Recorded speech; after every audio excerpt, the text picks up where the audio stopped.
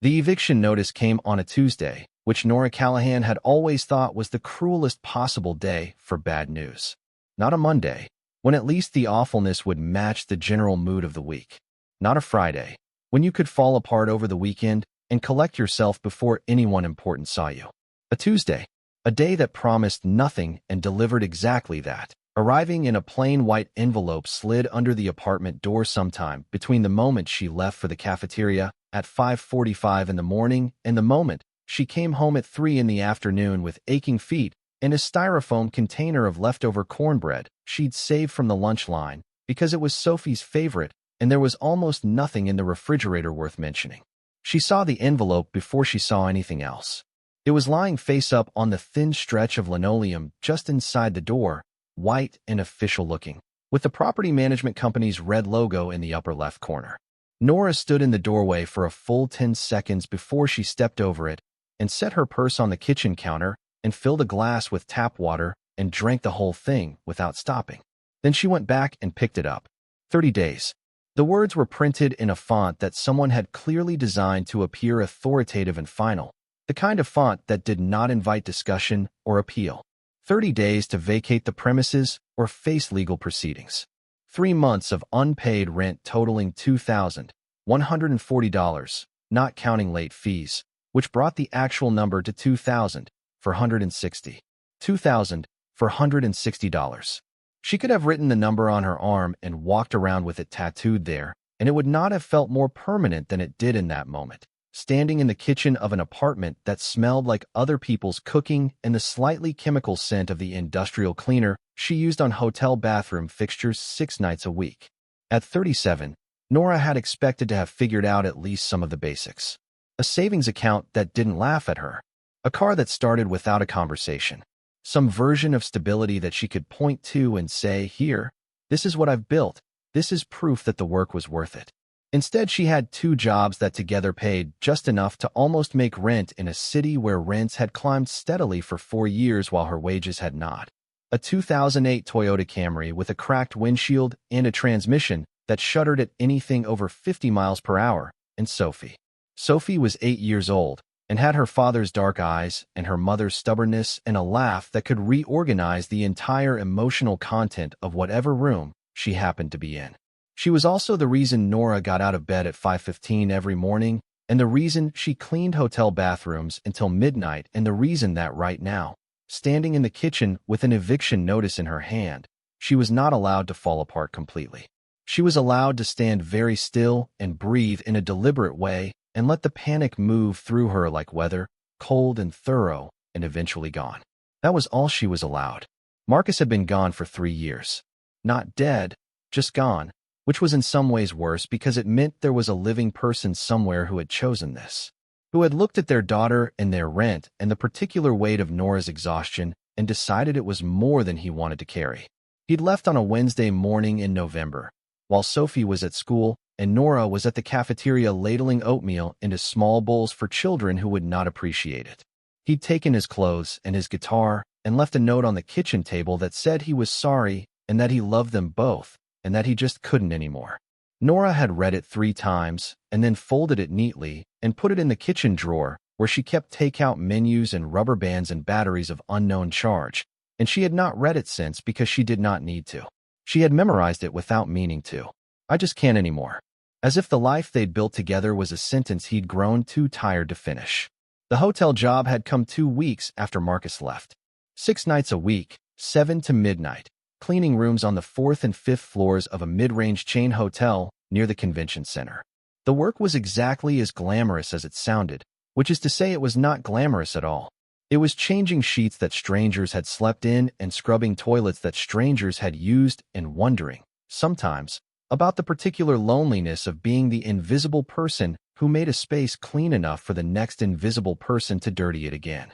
Her supervisor, a man named Brian who had strong opinions about the correct way to fold a towel and no apparent opinions about anything else, had told her on her first night that the key to hotel housekeeping was not to think about it too much. She had been following his advice ever since. The cafeteria job was better, in the way that anything involving children was better. The elementary school where she worked was 3 blocks from Sophie's school, which meant she could sometimes walk Sophie partway in the mornings before doubling back. The kids in the lunch line were honest in a way that adults had long since trained out of themselves. They told you directly when the food was good and directly when it wasn't, and they never asked difficult questions about why you looked tired or what you were worried about, because their own concerns were immediate and uncomplicated in the way that childhood allows for. Briefly, before the world teaches you otherwise. Sophie knew things were hard. Nora had tried to protect her from the specific numbers, from the exact weight of $2,460 and what it represented. But children who live close to struggle learn to read its signs the way other children learn to read books. They notice when there are fewer choices at dinner and when the heat gets turned down a little lower at night, and when their mother's smile takes slightly longer to arrive and leaves slightly sooner. Sophie noticed all of it and said nothing and drew pictures of houses with big gardens at the kitchen table and did not ask for the things she had stopped expecting to receive. That particular silence was the hardest thing Nora carried. She was still standing in the kitchen with the eviction notice when Sophie came home from school at 3:30, backpack swinging, shoes already half unlaced because Sophie had a fundamental philosophical objection to keeping shoes tied. "Mama." Sophie dropped the backpack by the door and kicked off the shoes in the general direction of the shoe rack and appeared in the kitchen doorway with paint on her left elbow and the particular brightness in her face that meant something good had happened at school. "We made self-portraits today. Mom looks kind of like me if I had a bigger nose. Is there cornbread?" Nora put the eviction notice face down on the counter. "Yes to the cornbread. Let me see the portrait." The portrait was in the backpack, a sheet of large construction paper with a face rendered in careful tempera paint, dark eyes and dark hair, and a smile that curved with what Nora recognized as Sophie's actual smile, a little sideways and entirely genuine. The nose was, as advertised, somewhat larger than life. But the eyes were exact. "That's really beautiful, sophomore. My eyes are too big. I made them smaller twice, and they kept getting bigger." "Eyes that big are a good thing to have," Nora said, and meant it in more ways than one. Sophie ate the cornbread at the kitchen table with a glass of milk and told Nora about her day in the comprehensive and non-sequential way that 8-year-olds narrate their experiences, jumping from art class to a disagreement at recess to a fact she had learned about dolphins that she found personally astonishing. Nora listened and responded in the right places and tried not to look at the piece of paper lying face down on the counter. 30 days. She had 30 days to figure out $2,460, and she had $63 and some change in her checking account, and the hotel paycheck wouldn't hit until Friday, and the cafeteria check wasn't until the following Wednesday, and neither of them would come anywhere close. After Sophie went to bed that night, Nora sat at the kitchen table with her laptop and a cup of coffee that had gone cold an hour ago and tried to find a solution that did not exist. She had already called every family member she could reasonably call. Her mother was on a fixed income in Flagstaff and had sent $100 in December that Nora suspected she could not afford.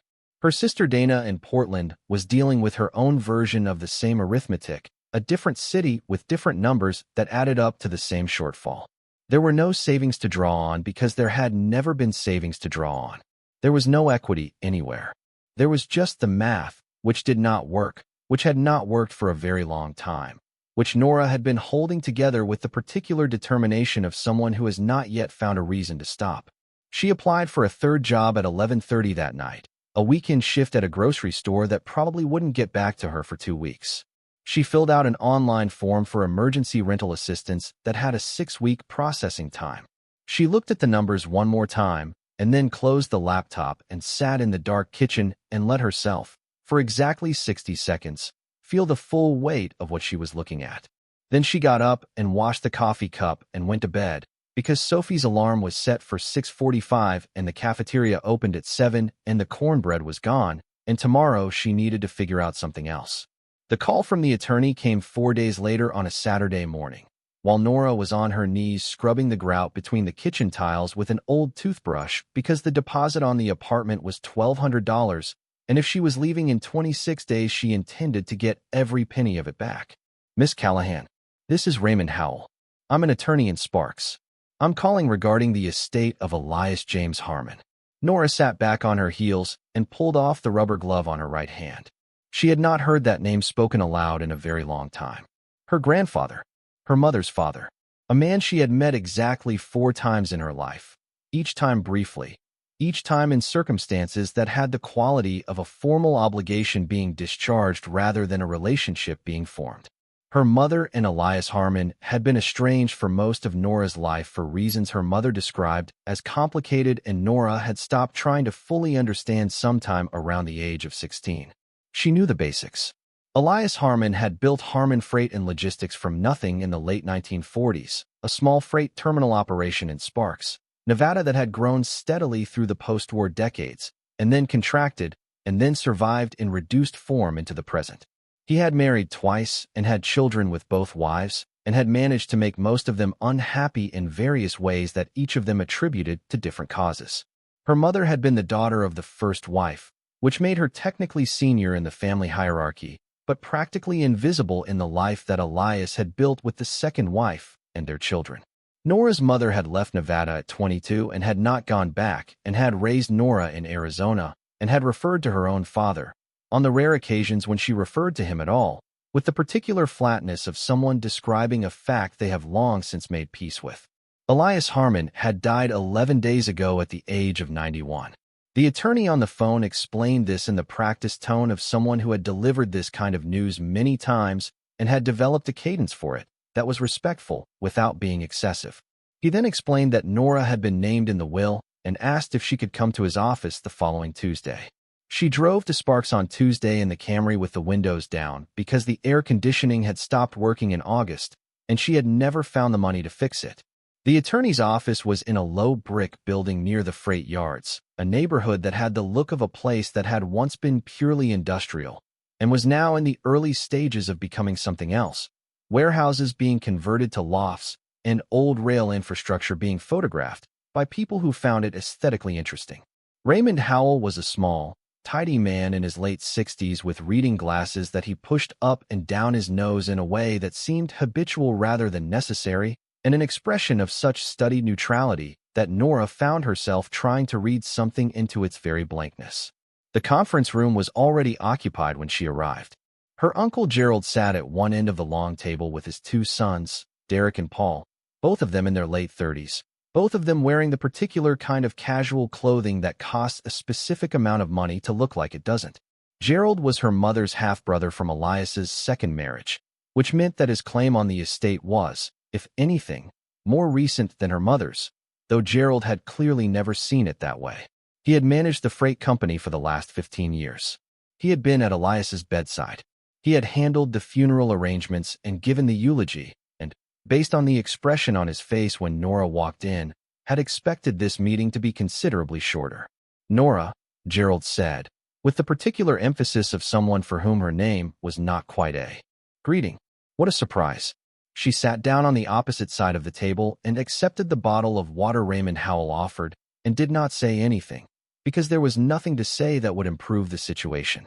The reading of the will was thorough in the way that legal proceedings are thorough, which is to say it was meticulous and slow and filled with language that had been designed to be precise and ended up being opaque.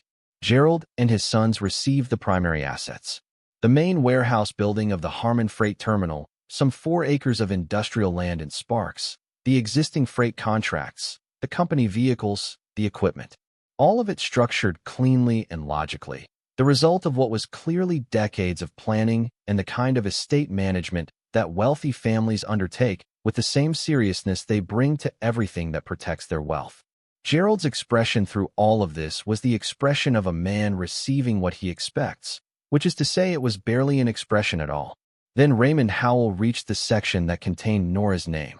To Nora and Callahan, daughter of my daughter Margaret, whom I failed in ways I can no longer correct, but have spent the last years of my life attempting to understand, I leave the loading dock annex structure on the eastern edge of the Harmon Freight property, parcel number 027-441-18, along with any and all contents therein, to be held in her name free and clear of any other claims upon execution of this instrument.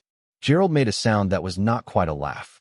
It was the kind of sound that a laugh makes when it is trying to be something more dignified and failing.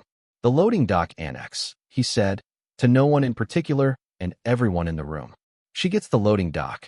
Raymond Howell continued reading without acknowledging the interruption, which suggested it was not the first time someone had interrupted him at a reading, and it would not be the last. Derek, Gerald's older son, leaned back in his chair and crossed his arms. The city's been trying to condemn that structure for 3 years. There's standing water in the subfloor. The electrical is completely shot. The roof has a 6-foot section that came down in the storm 2 winters back, and nobody fixed it. Paul, the younger son, at least had the grace to look briefly uncomfortable before following his brother's lead. "You'll spend more tearing it down than the land is worth," he said. "It's not connected to any road access except through our property." Nora looked at the attorney. "What does that mean, through their property?" Raymond Howell pushed his glasses up and then down.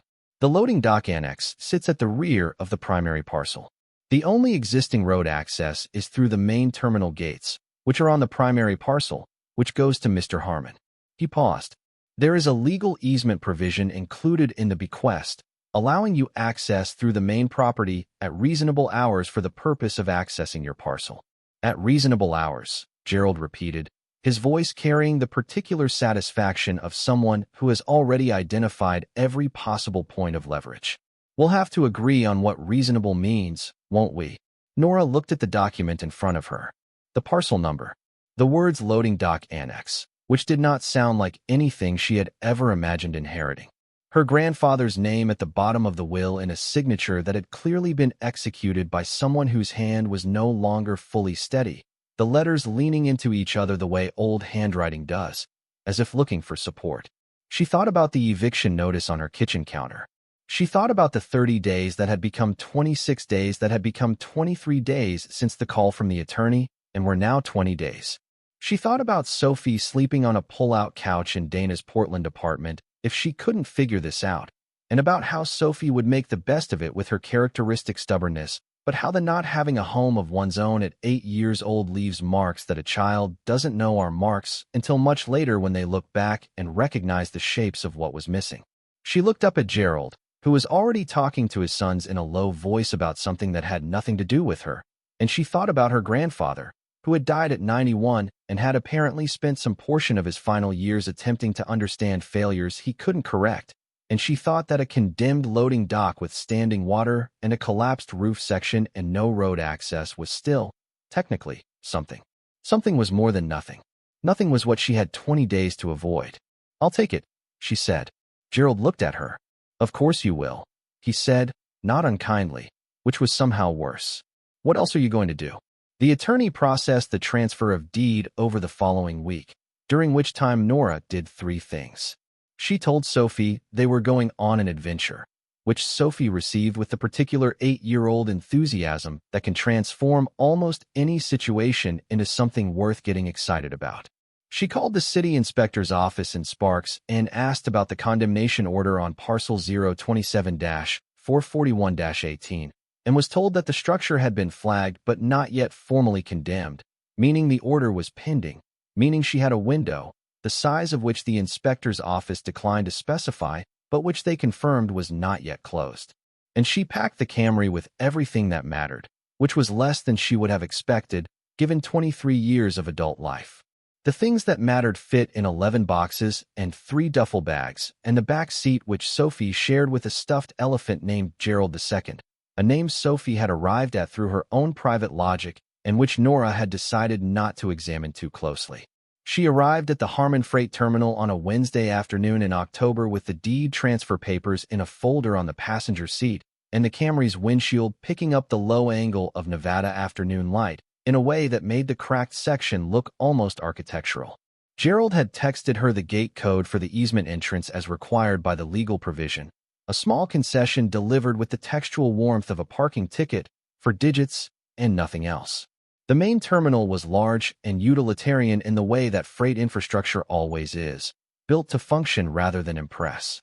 2 large warehouse buildings faced a central loading yard that had the slightly desolate quality of any industrial space that has been in gradual decline for a decade, operational but not thriving, maintained to the minimum standard required to keep the contracts running. A couple of freight trucks sat in the yard. A man in coveralls who was clearly not Gerald or either of his sons glanced at the Camry as it pulled through the gate and then went back to whatever he'd been doing. The loading dock annex was visible from the main gate, which was both helpful and discouraging. It sat at the far eastern end of the property behind a chain-link fence that had developed a significant lean and a gate that was secured with a padlock that the attorney's office had provided a key for along with the deed. The structure was long and low, maybe 80 feet from end to end, with a corrugated metal roof that showed the repaired section from a distance as a slightly different shade of rust, like a wound that had healed badly. 3 loading dock bays on the main face of the building, the kind with the heavy rubber dock bumpers still in place, but weathered gray, the overhead doors down and locked. A side entrance with a metal door that had once been painted green and was now just metal with green memory. Sophie pressed her face to the Camry's side window. Is that ours? That's ours. It's big. Nora looked at the structure. It was big. It was also, very clearly, a mess. But it was a big mess that belonged to her, which was more than she'd had that morning. They walked from where she'd parked the Camry near the chain-link gate through a stretch of gravel that had weeds growing through it with the confident persistence of things that have not been discouraged in a long time. Sophie walked beside her and didn't say anything about the weeds or the condition of the roof or the general atmosphere of long abandonment, which Nora appreciated more than she could say. The padlock on the gate was stiff but opened with the key on the second attempt. The gate swung inward with a sound like a note held slightly too long. The gravel area on the inside of the fence was worse than the outside, which was a lesson Nora was beginning to suspect the annex would teach her repeatedly.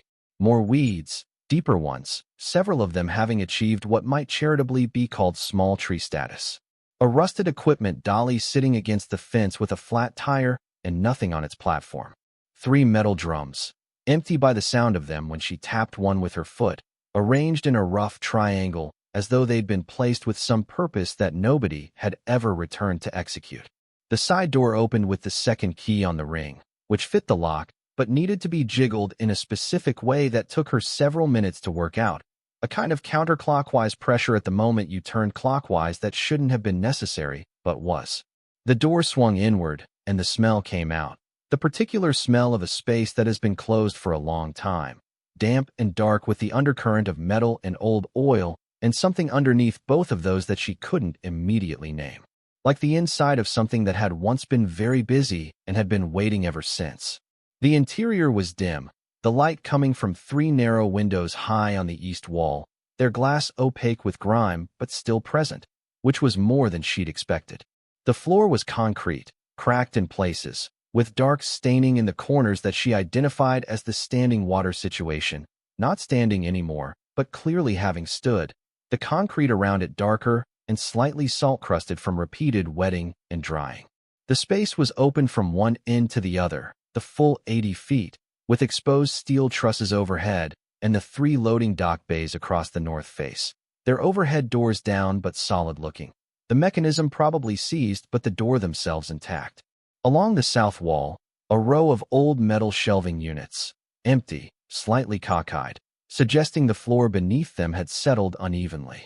Near the far western end, a small enclosed office space with glass windows facing the main floor, the glass intact but dirty. "Mama." Sophie's voice echoed slightly in the space. "This is actually kind of cool."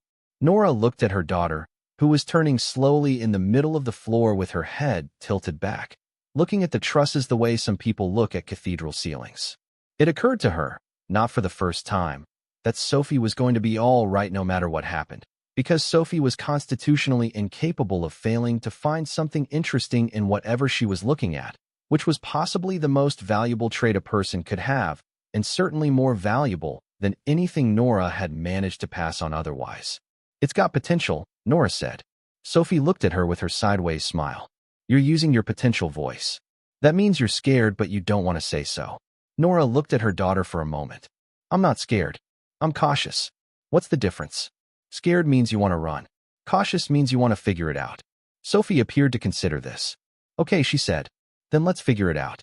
They spent 2 hours in the annex that first afternoon, Nora walking the perimeter with her phone's flashlight and Sophie following and asking questions about everything she noticed, which was considerable. The roof damage was real but not catastrophic, the collapsed section having been patched with what appeared to be salvaged corrugated metal bolted over the gap, ugly but functional. The electrical was, as Derek had said, shot. the wiring dating from an era that predated modern safety codes by several decades and showing it. But there were still outlets along the south wall that suggested the original installation had been substantial. The standing water had come from a section of the north wall, where flashing had failed around one of the loading bay openings, a problem that could be fixed if she could find someone to fix it who didn't cost more money than she had. The loading dock bays themselves were in better shape than the rest of the building, the heavy gauge doors intact, the dock levelers on 2 of the 3 bays still present, though one of them was visibly buckled. The third bay, the westernmost one, was different. Its door was sealed from the inside with what appeared to be a newer padlock, newer relative to everything else in the building, which put it at approximately 20 to 30 years old rather than 50. Someone had closed that particular bay at some point after the others, and had secured it with a deliberateness that didn't match the general atmosphere of casual abandonment everywhere else. She noted it and moved on because there was a great deal else to look at, and her phone's flashlight was beginning to dim in the way that preceded dying. The small office at the western end of the building was the most intact part of the interior, its walls solid, its floor dry, its windows dirty but unbroken. A metal desk sat in the center of the space, empty, one drawer missing. A calendar on the wall, the paper yellowed to the color of old butter, showed March of 1987, which meant someone had been in this office in March of 1987 and had left without taking the calendar, which was a specific kind of detail that always made Nora feel the weight of elapsed time in a way that abstract numbers did not. 37 years since someone had looked at that calendar and known what day it was. 37 years of the building waiting. On the desk, she found the first thing she would later understand as the beginning of everything. It was a folded piece of paper, the kind of cheap notebook paper that had been widely available in the 1980s, thin enough to almost see through, with lines on one side. The fold had protected the writing inside from the worst of the damp, and it was still legible, barely, in handwriting that she did not recognize but would come to know very well. The paper said, "The pit holds what the walls cannot. Tell no one until the time is right. The time is always right for the person who is patient enough to deserve it." Below this, in different ink, as though added later, E.H. August 1989. Elias Harmon. Her grandfather. August of 1989, 35 years ago, when she had been 2 years old and living in Arizona with her mother and had no idea that she had a grandfather with a freight terminal in Nevada or that he had written cryptic notes on cheap notebook paper and left them on desks in locked offices for reasons that were not yet clear. She folded the paper carefully and put it in her jacket pocket and did not mention it to Sophie, because Sophie was currently engaged in a project involving the old metal shelving units that she had described as reorganizing, which appeared to involve moving them a few inches in directions that pleased her aesthetically. And Nora did not want to interrupt something that was giving her daughter joy in a space that needed joy considerably more than it needed another examination. The pit. She had noticed, when she walked the main floor, a section near the westernmost loading bay, the one with the newer padlock, where the concrete had a different quality.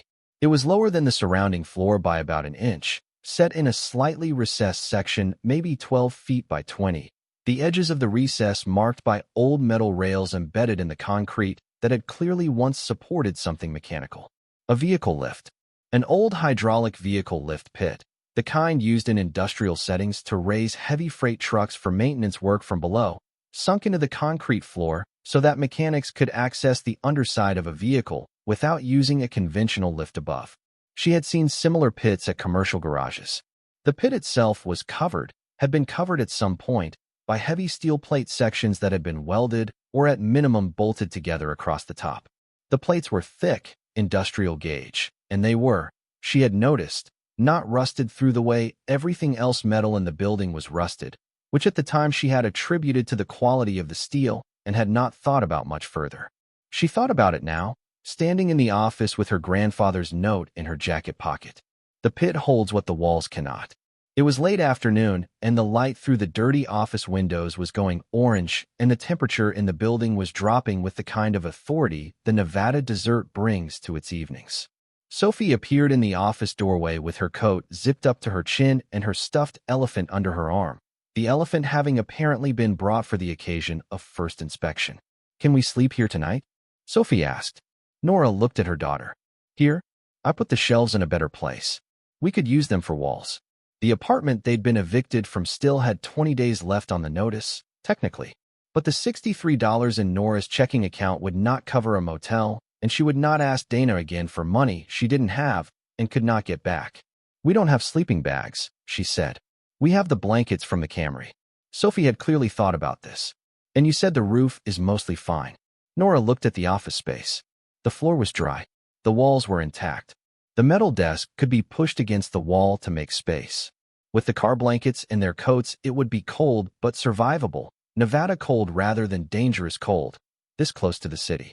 Okay, she said. Sophie's smile was her most complete smile, the one that took up her whole face. I knew you'd say yes. They made camp in the office that night with the car blankets spread over their sleeping bags, which Sophie had located in a duffel bag with the particular certainty of someone who had packed with more foresight than her mother. Sophie fell asleep quickly, the way children do when they are warm enough and tired enough and safe enough, which is not exactly the same as being comfortable, but is its own kind of contentment. Nora lay awake and listened to the building settle around her, the small sounds that old structures make as temperatures drop, metal contracting, wood shifting in its joints, the occasional sound from outside that might be wind or might be the main property's activities concluding for the evening. She thought about the note in her pocket. She thought about the sealed loading bay and the covered pit. She thought about her grandfather at 91, dying in a way that was not sudden, the slow kind, the kind that gives you time to think about everything you failed to do and everything you still want to say. He had put her name in the will, had left her the loading dock annex specifically, and had used the word contents in the bequest language. Any and all contents therein. She had noticed that at the reading and had thought it was standard legal boilerplate, and now she was not so sure.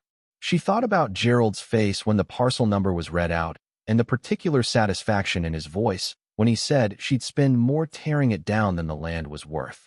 She thought about Derek and Paul in their expensive casual clothing. She thought about the way wealth moved through families like water through rock, always finding the path of least resistance, always pooling in the same places until someone with different geology redirected it somewhere new. She pulled the note from her pocket and read it again by the light of her phone. The pit holds what the walls cannot. Tell no one until the time is right. The time is always right for the person who is patient enough to deserve it. Her grandfather had written this. A man she had met 4 times, briefly, formally, in the context of obligations being discharged. A man who had failed his daughter in ways he'd spent his last years attempting to understand. A man who had, apparently, left her a loading dock annex and a cryptic note and a sealed hydraulic pit and something he believed required patience to deserve. She did not sleep much that first night. But when the light began coming through the dirty office windows the next morning, pale and gray and honest, she was already thinking about how to open a hydraulic pit cover that had been welded shut for 35 years, and what you might need in terms of tools, and whether anyone in Sparks, Nevada could help her without needing to know why she was asking. The first person she asked was Ruth Jimenez, who ran the salvage yard 3 blocks from the freight terminal and who Nora had spotted from the road on the drive-in, a small woman in her 60s with a gray braid and the kind of forearms that suggested a lifetime of actual physical work.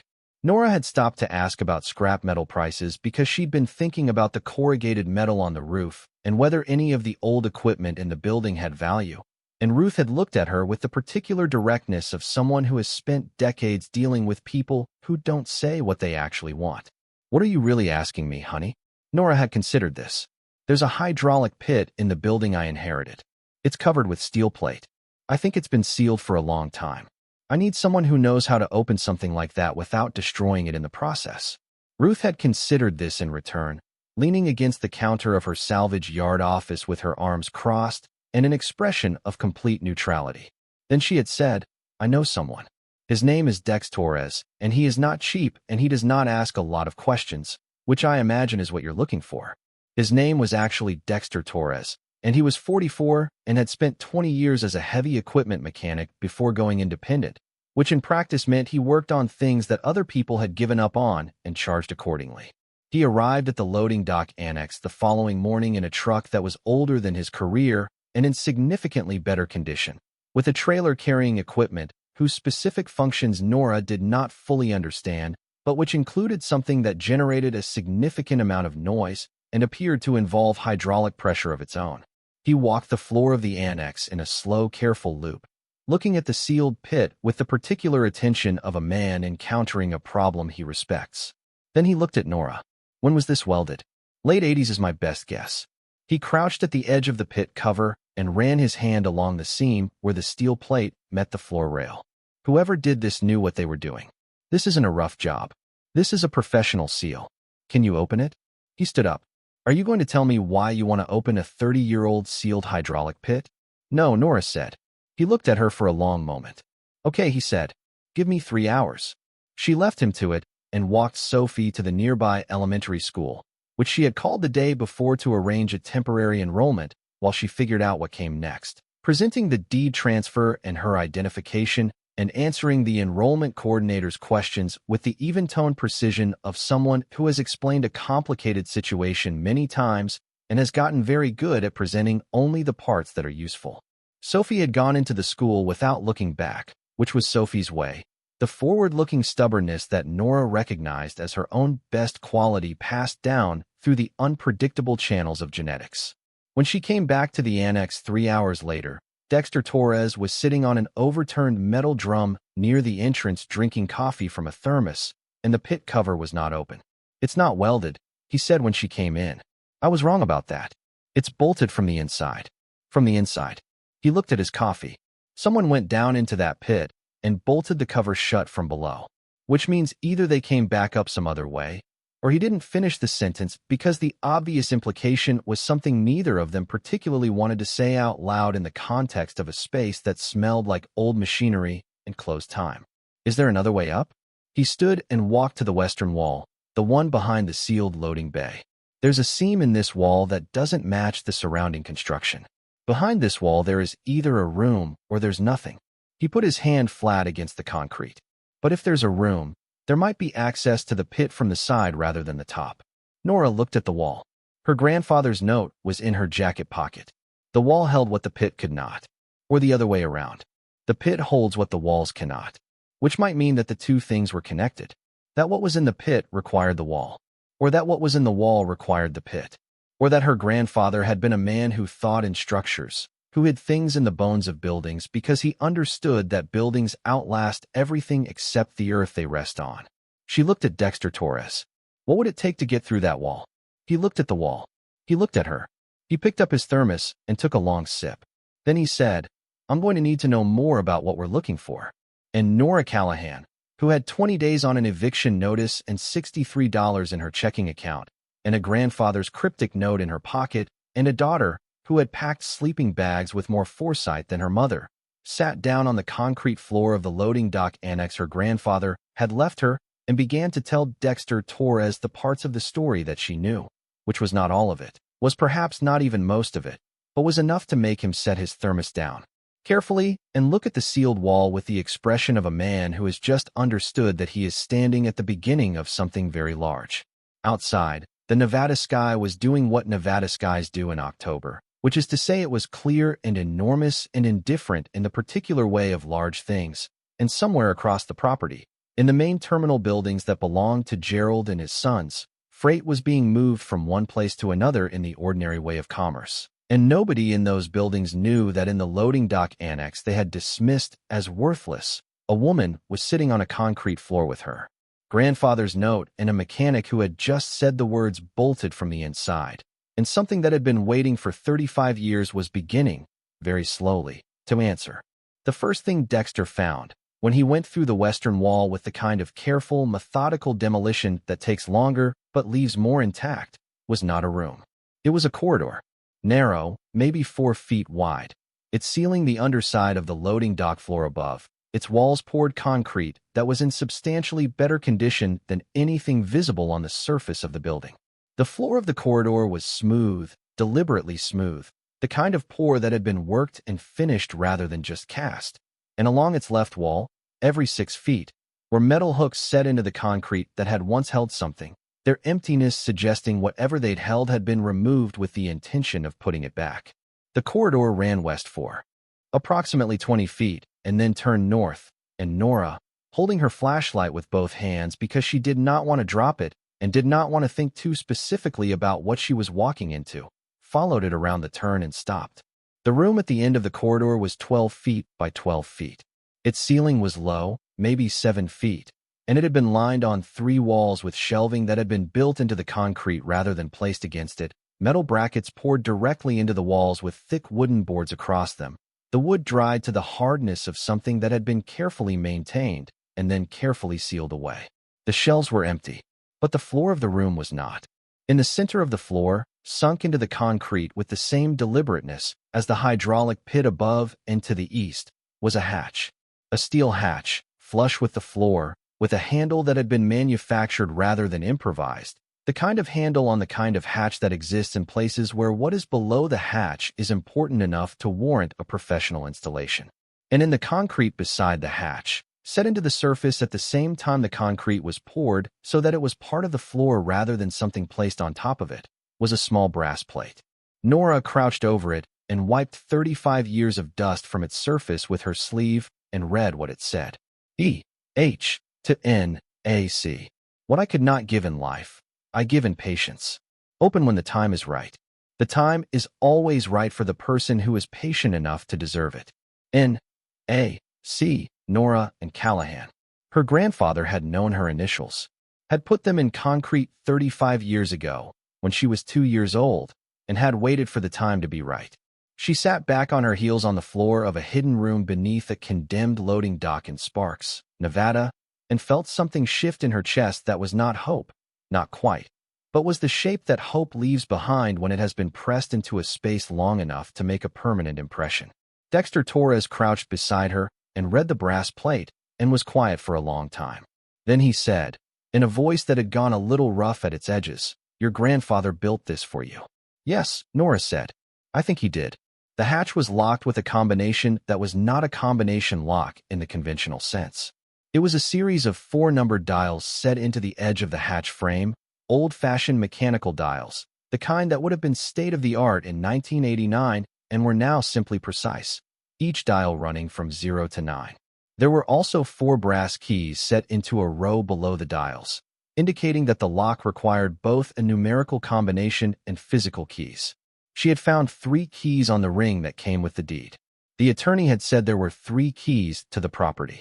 She had used one on the padlock at the loading dock bay door, and one on the annex's side entrance, and one on the office, which meant that the attorney had not known about this hatch and had not known there were additional keys required. Nora sat in the corridor outside the hidden room while Dexter Torres went back up to the surface to make some calls, and she thought about her grandfather, who had left her a loading dock annex and a cryptic note and a hidden corridor and a room with an empty shelving and a hatch with a brass plate bearing her initials and a lock that required things she did not yet have. He was 91 when he died. He had been planning this, or at least maintaining it, for at least 35 years, possibly longer. A man who had built a freight business from nothing in post-war Nevada, who had spent his life moving things from one place to another and understanding that the value of a thing was not always visible in the thing itself, but in the system that moved it, who had made his family and then fractured it, and then spent his final years attempting to understand what he had done and what he still owed. He had left Gerald the business and the land and the contracts and the equipment. He had left Gerald everything that was visible, everything that looked like wealth, everything that a man like Gerald would recognize and fight for and know how to manage.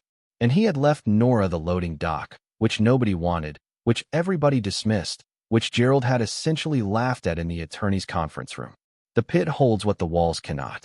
Whatever was below that hatch, her grandfather had put it somewhere no one would look, somewhere everyone would dismiss, somewhere a person would have to be desperate enough and patient enough and brave enough to look past the obvious failure of a condemned building and a sealed pit and a hidden room to find what was actually there. She reached into her jacket pocket and held the note her grandfather had written, now soft at the folds from being handled, and she thought about patience and about what a person had to become to deserve the thing they were being given. 20 days left on an eviction notice. $63. A daughter who packed sleeping bags with foresight and called a condemned loading dock actually kind of cool. She thought she might be patient enough. She was about to find out. Dexter Torres came back down the corridor 20 minutes later with a flashlight that was considerably more powerful than Nora's phone and a thermos he'd refilled somehow, which she would later understand was his way of indicating that he intended to stay. He crouched beside the hatch and examined the dial locks with the focused attention of someone who has spent his career reading the intentions of machines. He turned each dial slowly, feeling for the way it moved against its stops, listening for something Nora couldn't hear. For dials, he said, could be a date, could be a set of numbers with personal significance, could be arbitrary. My grandfather's initials are on that plate. Nothing about this was arbitrary. He sat back. What do you know about him? The honest answer was, not much. She knew the outline. The freight business built in the late 1940s. 2 marriages and the complicated architecture of a blended family that had never fully integrated. A man who her mother described with that particular flatness that suggested feelings too layered to unpack in casual conversation. A man who had been at the center of something, some version of Nevada commerce in the post-war decades, and who had ended up at the periphery of his own family by choices or circumstances that had never been fully explained to her. She told Dexter what she knew, which took about 4 minutes and felt inadequate to the weight of a 91-year-old life. He listened without interrupting. Then he said, when was he born? She didn't know. She pulled out her phone and searched and found an obituary that had been posted to a local Sparks Papers website. 3 paragraphs that managed to contain a great deal of professional accomplishment and almost no personal detail, the kind of obituary that gets written by someone performing a duty rather than mourning a person. Elias James Harmon, born March 7, 1933. She looked at the dials. For dials, 0 to 9 each. 0, 3, 0, 7. March 7th. She turned the dials to those numbers and felt something in the 4th dial give slightly, a loosening of resistance that told her the mechanism recognized part of what she'd entered even if it didn't respond yet.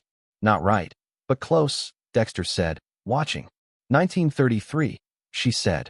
His birth year. She adjusted the first 2 dials to 1 and 9. 1, 9, 3, 3. She turned them.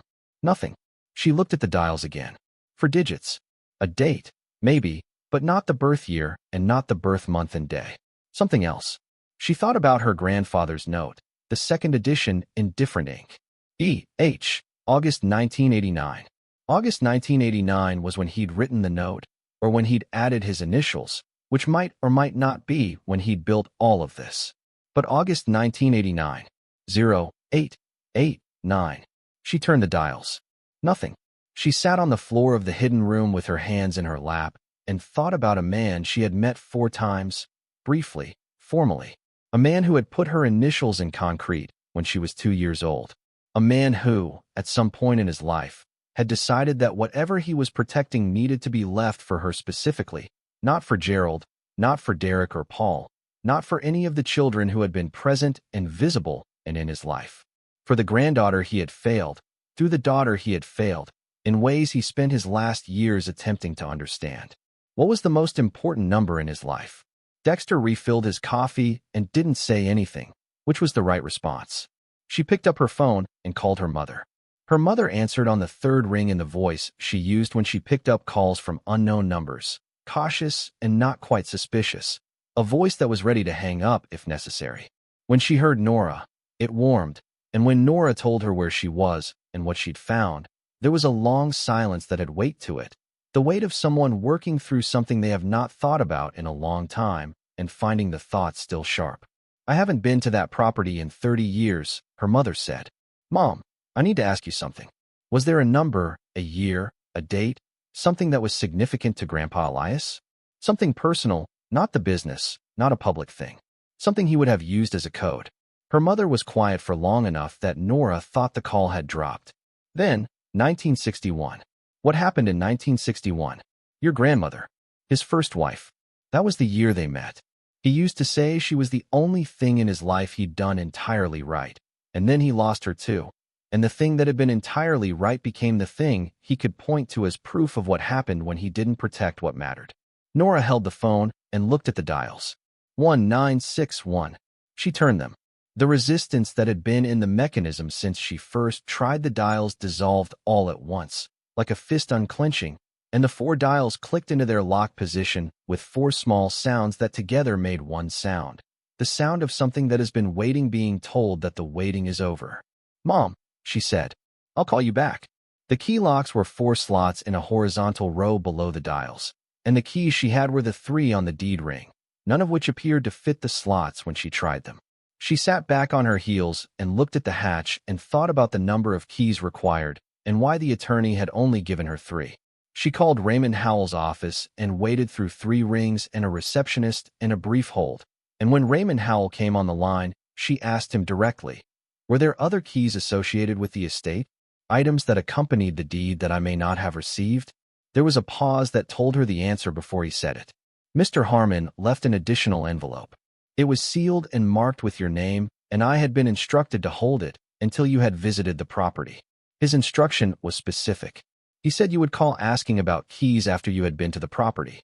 He said if you called within 2 weeks of the deed transfer, I was to deliver the envelope personally. That instruction had been written by a man who had died at 91, but who had understood, at whatever point he wrote it, that Nora would find the hidden corridor and the hidden room and the hatch with her initials, and the combination she would solve by thinking about what mattered to him, and that she would do all of this and then call about keys. He had understood her before he knew her.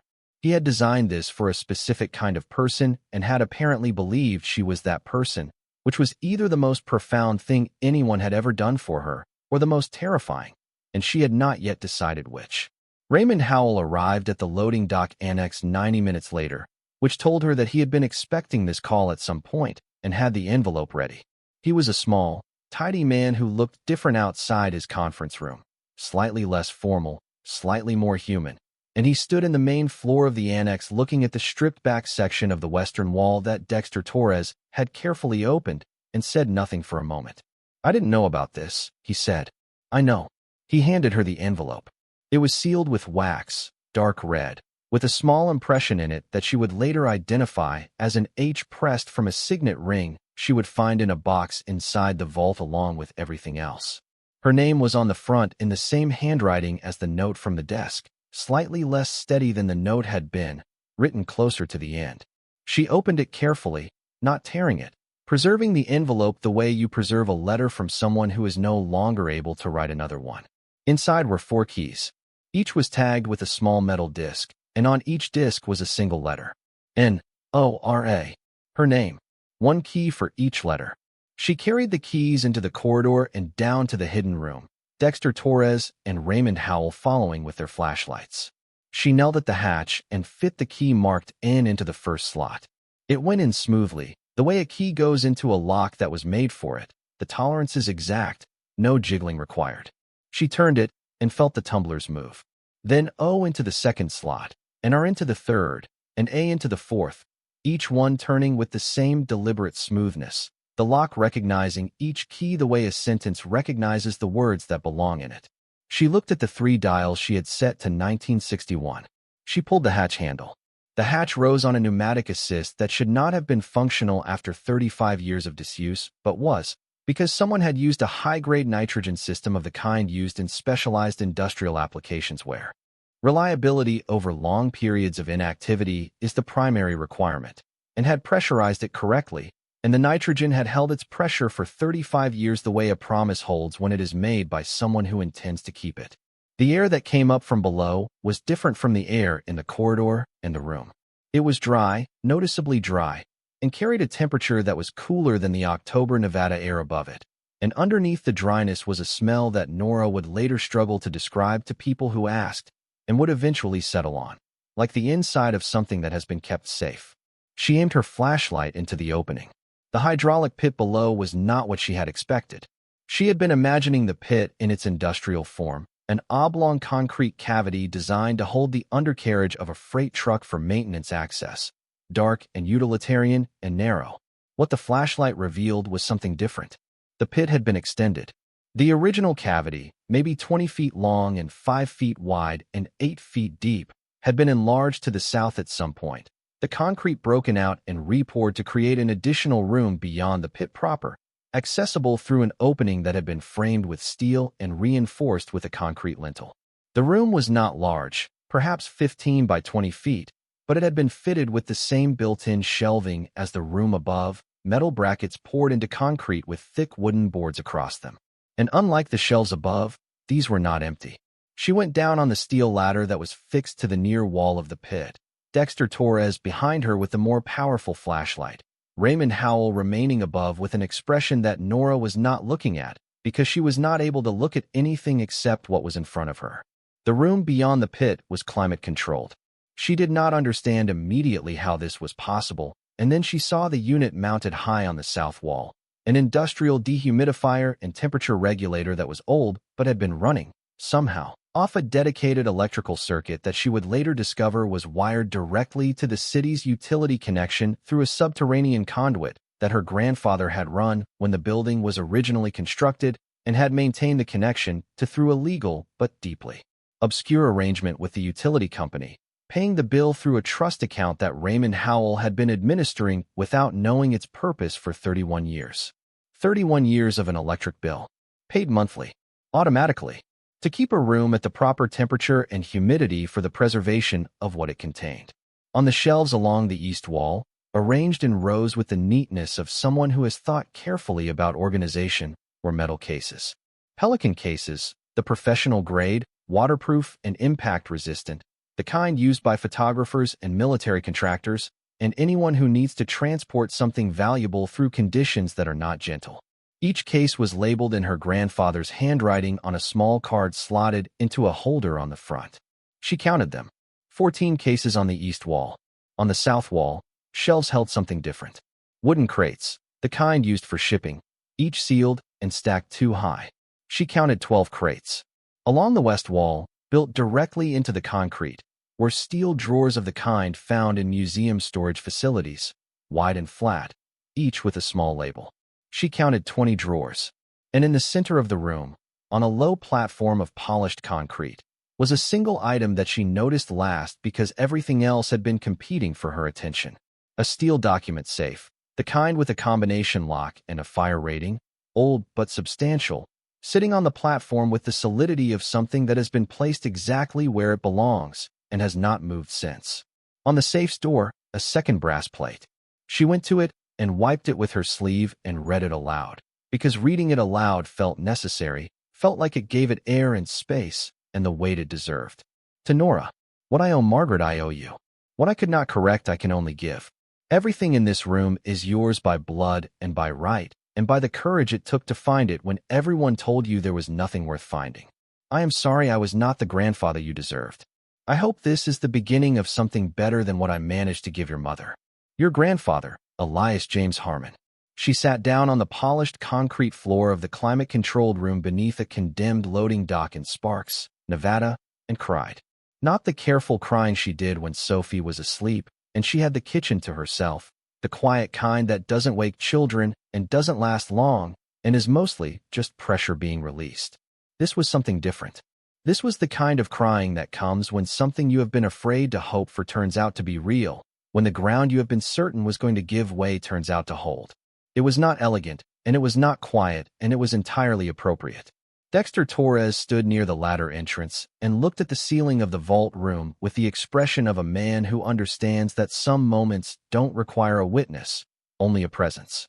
She opened the document safe with the key that had been inside the envelope, a fifth key she'd found when she unfolded the letter, smaller than the others and silver rather than brass, fitted with a tag on which her grandfather had written, "For last." Inside the safe was a leather journal, thick-spined and well-handled, and beneath it, arranged in neatly labeled folders, a complete inventory of everything in the room. The inventory had been typed, which told her it had been created at some point after her grandfather acquired a word processor, and then updated by hand at intervals, the handwriting growing slightly less precise with each successive entry the way aging produces in the motions of a careful person. The final update was dated 9 months before his death. She read the inventory on the floor of the vault room with Dexter Torres's flashlight aimed at the pages, and the numbers did not make sense the first time.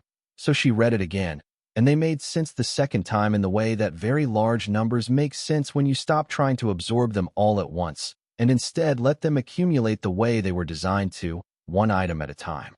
The 14 pelican cases on the east wall contained gold, not coins, which she had half expected from the inspiration of every treasure story she had inadvertently absorbed over the course of a lifetime, but bullion.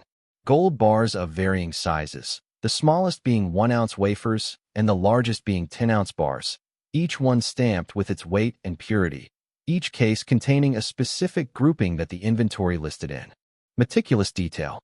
The total weight of gold across the 14 cases was 4,218 ounces.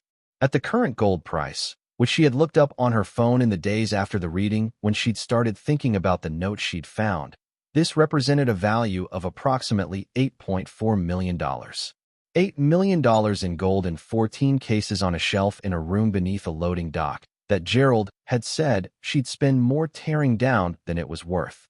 She turned the page. The 12 wooden crates on the south wall contained bearer bonds and treasury instruments.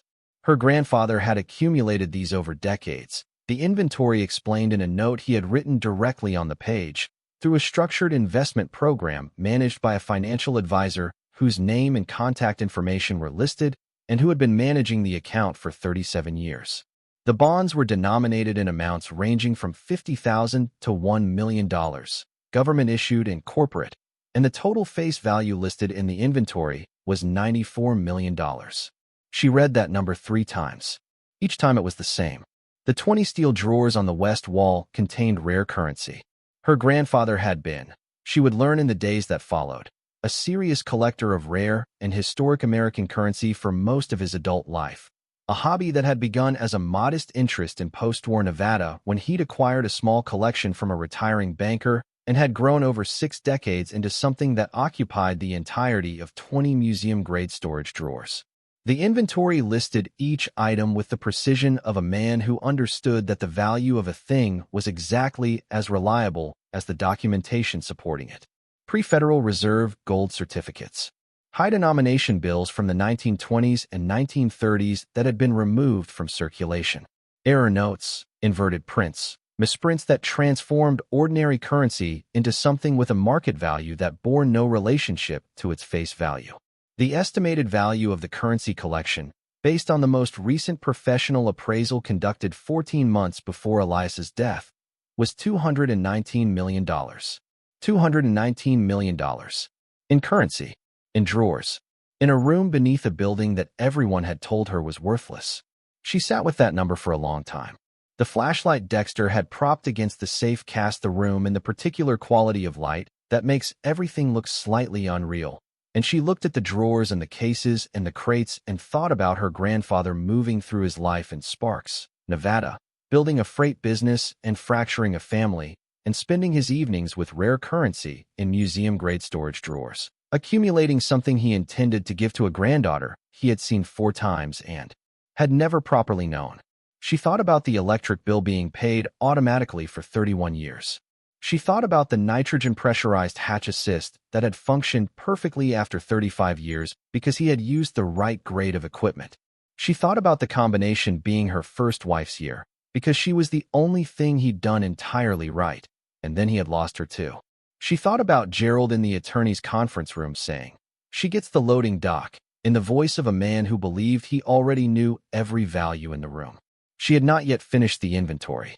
There was a final section that covered the journal and its contents, and a note at the bottom of the last page in her grandfather's handwriting that said simply, "The total is approximately $322 million. Give or take appraisal fluctuations.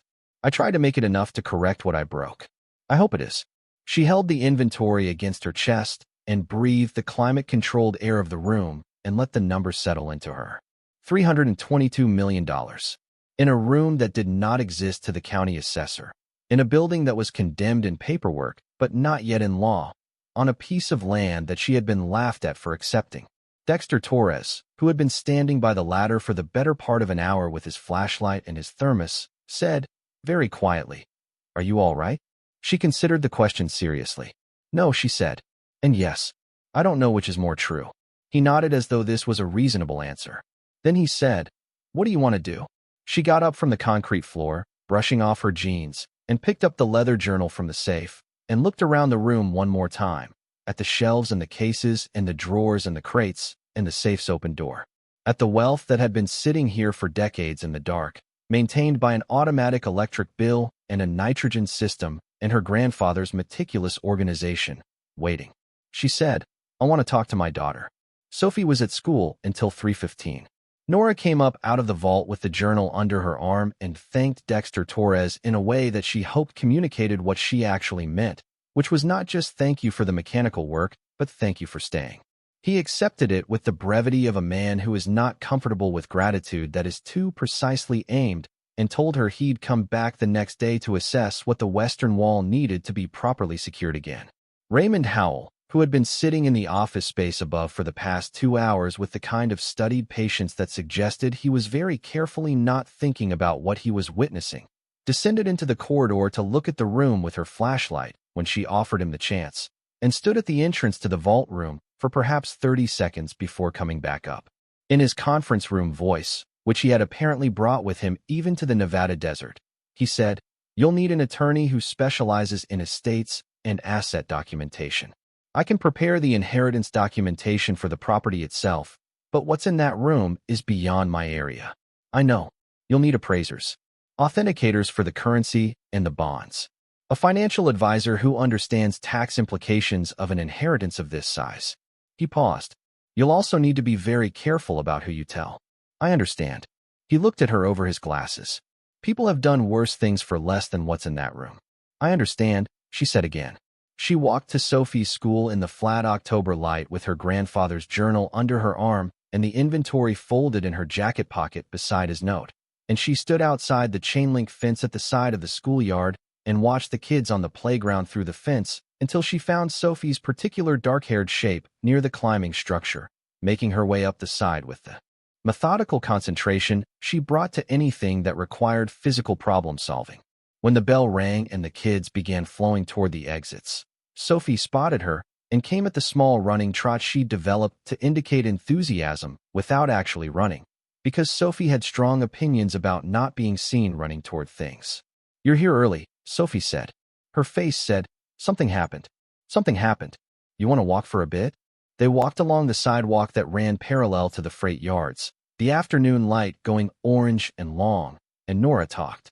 She told Sophie about the note in the office and the hidden corridor and the room above the vault and the hatch with the combination. She told her about the keys with the letters of her name. She told her about the vault room and the cases and the crates and the drawers. She told her about the number on the last page of the inventory. She told her what her great-grandfather had written on the plate beside the safe. Sophie listened to all of it without interrupting, which was unusual, and when Nora stopped talking, Sophie was quiet for a long time, her small face working through something. They walked past the end of the freight yard fence and turned around and walked back. Finally, Sophie said, "Why didn't he just know you when you were little?" "I don't know exactly. I think he made choices that hurt people and then didn't know how to fix them in the normal ways. So he fixed them in a different way. He tried to."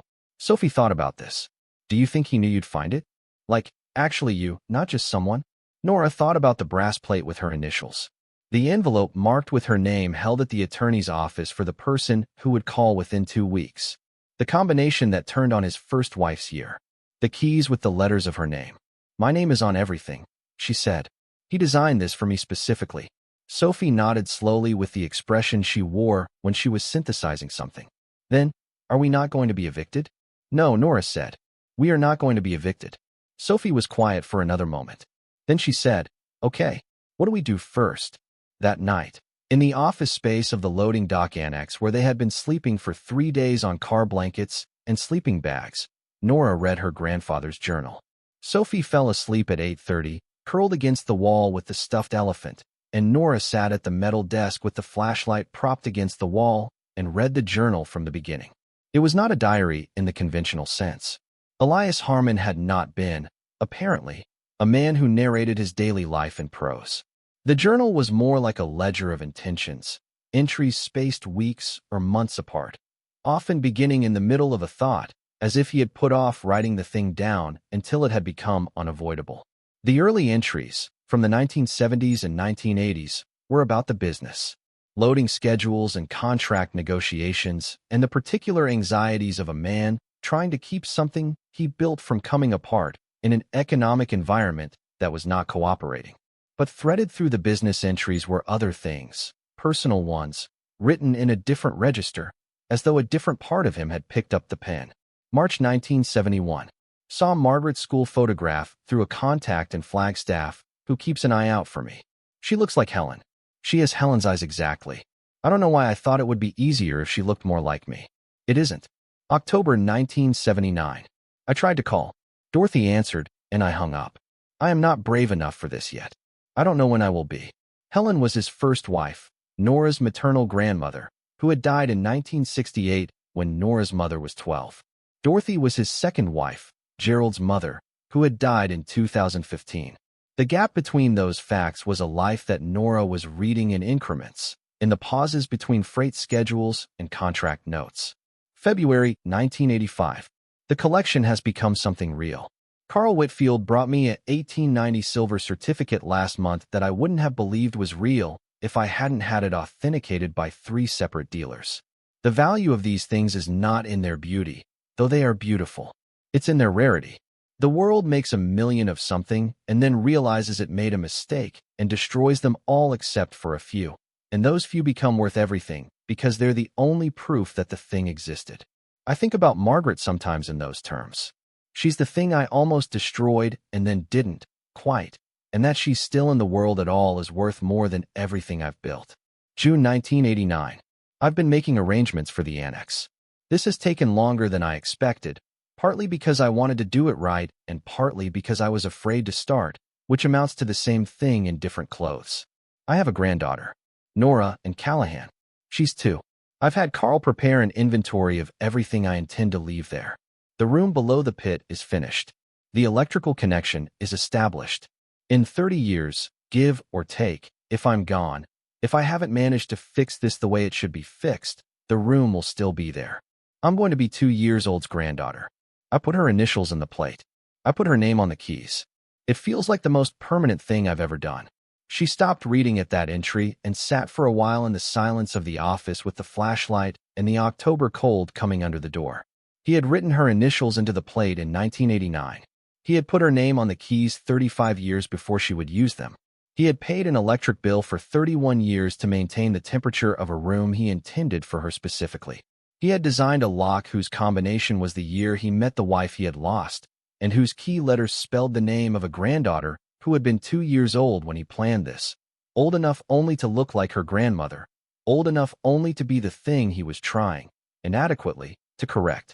She picked up her phone and called her mother. It was late, past 11, but her mother answered on the second ring in the voice of someone who had not been sleeping. Mom. I read the journal.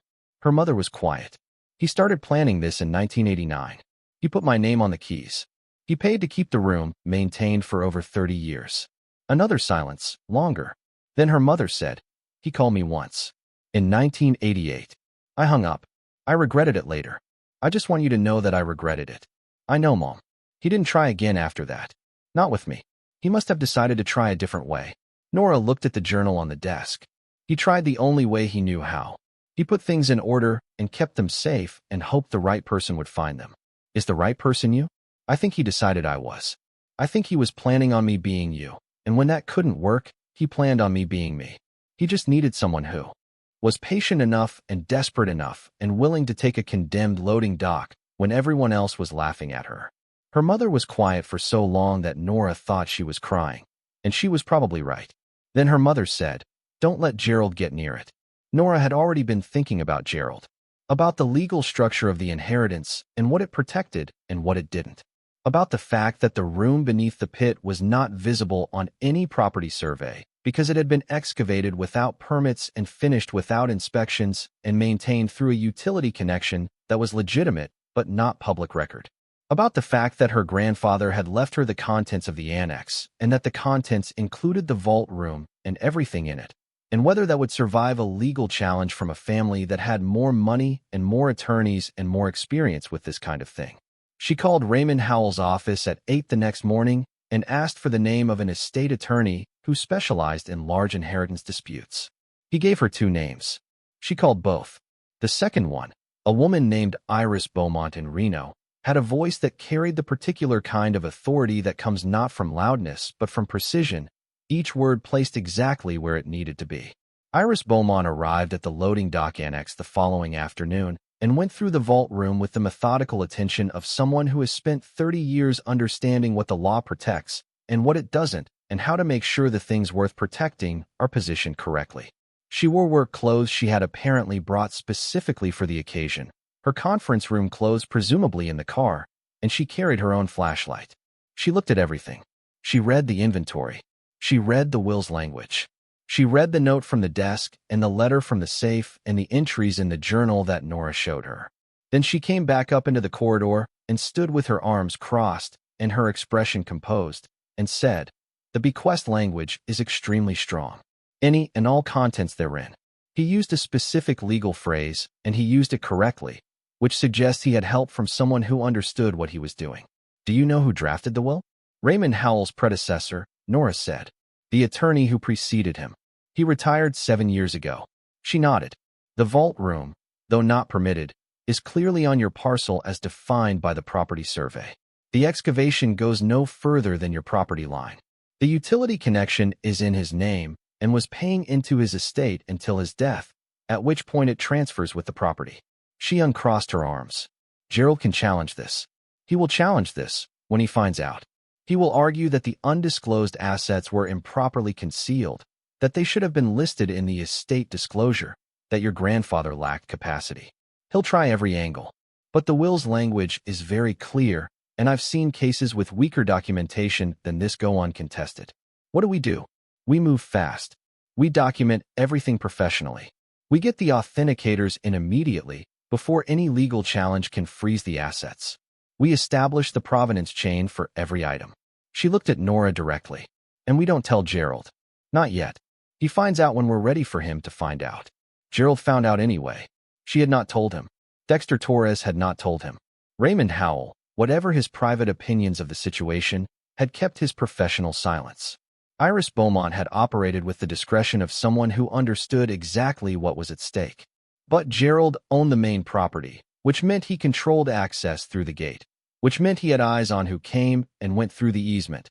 And when 2 separate vehicles arrived on the second day, with people carrying professional equipment cases and the quiet, purposeful manner of specialists, Gerald had driven his own truck to the chain-link fence and watched. He called her that evening. She answered because not answering would tell him more than answering. "Who were those people going into my father's building?" "It's my building, Gerald. It's a condemned building that I gave you out of respect for my father's wishes. I didn't think you'd actually do anything with it."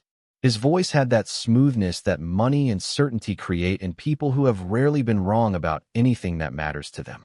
"What are you looking for in there, Nora?" She had talked with Iris Beaumont about this possibility. Iris had said, "You can't lie, but you don't have to answer. If he calls, be brief, be calm, and give him nothing to work with." "Doing some structural assessments," she said, "trying to understand what I have." The pause on Gerald's end was the kind that precedes something calculated. "I think you found something." She said nothing.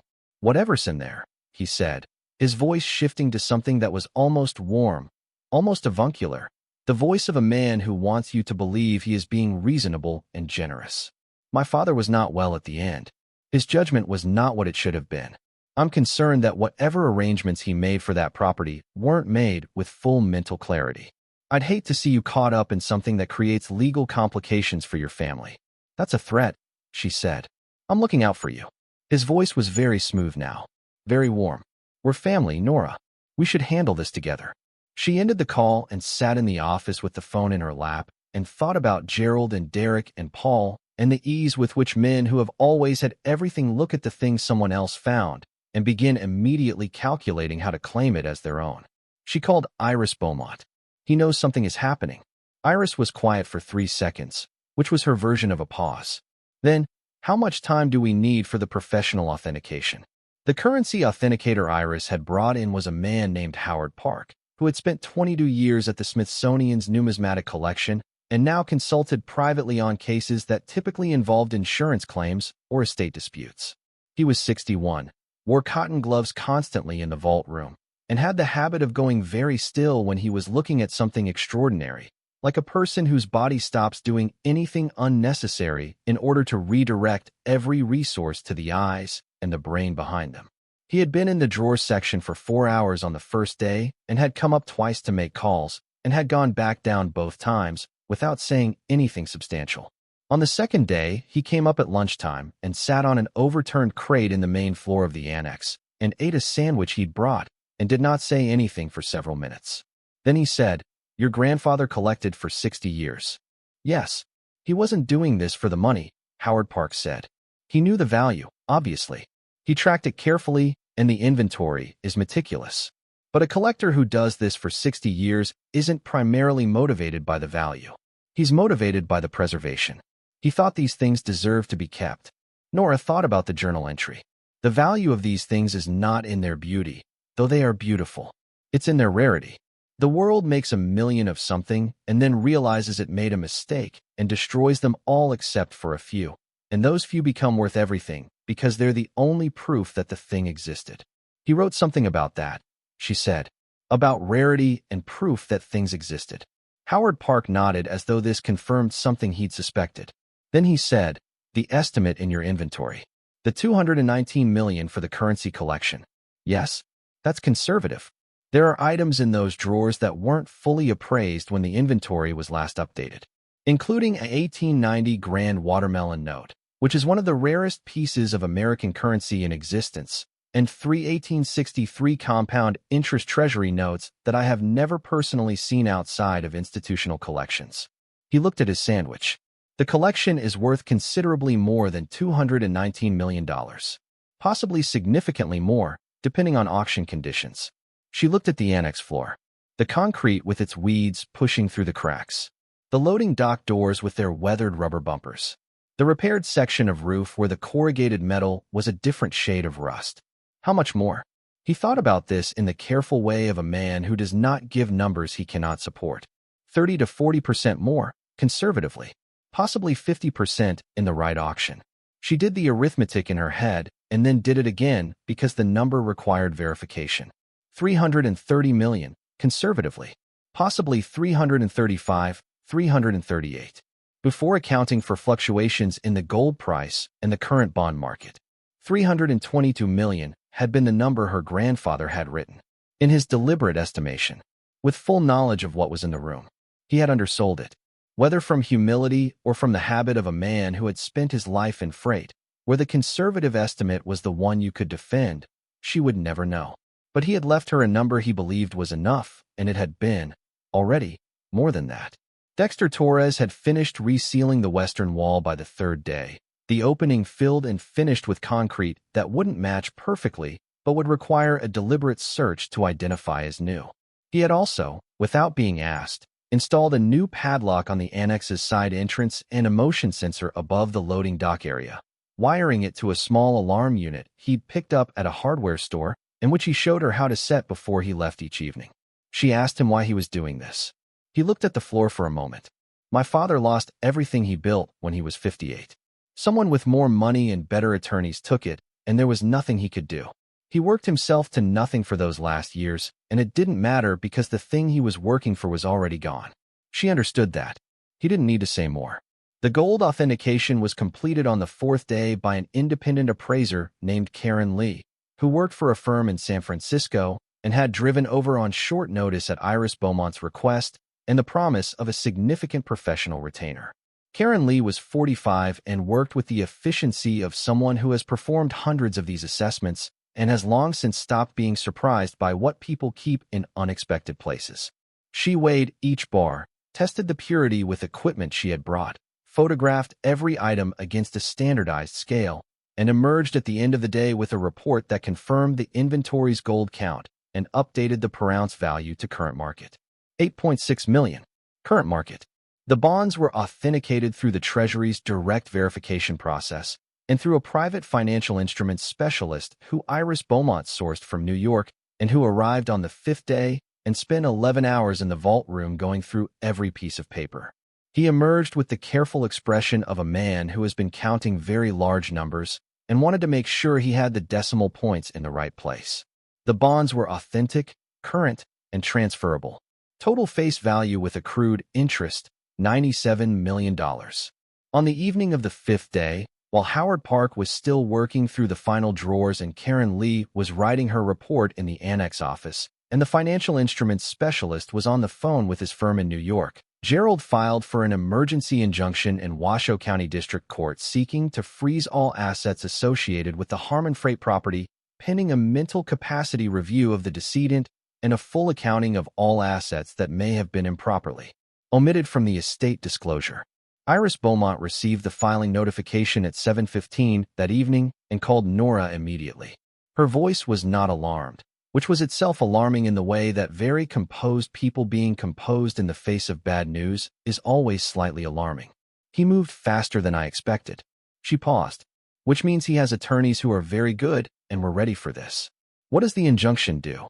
If a judge grants it, it freezes all asset transfers from the estate pending review, which means we can't legally move or sell anything in that room while the case is active. How long would that take? Months. Possibly longer if he appeals unfavorable rulings. Nora sat in the office space with the metal desk and the March 1987 calendar and the sleeping shape of Sophie on the sleeping bags in the corner.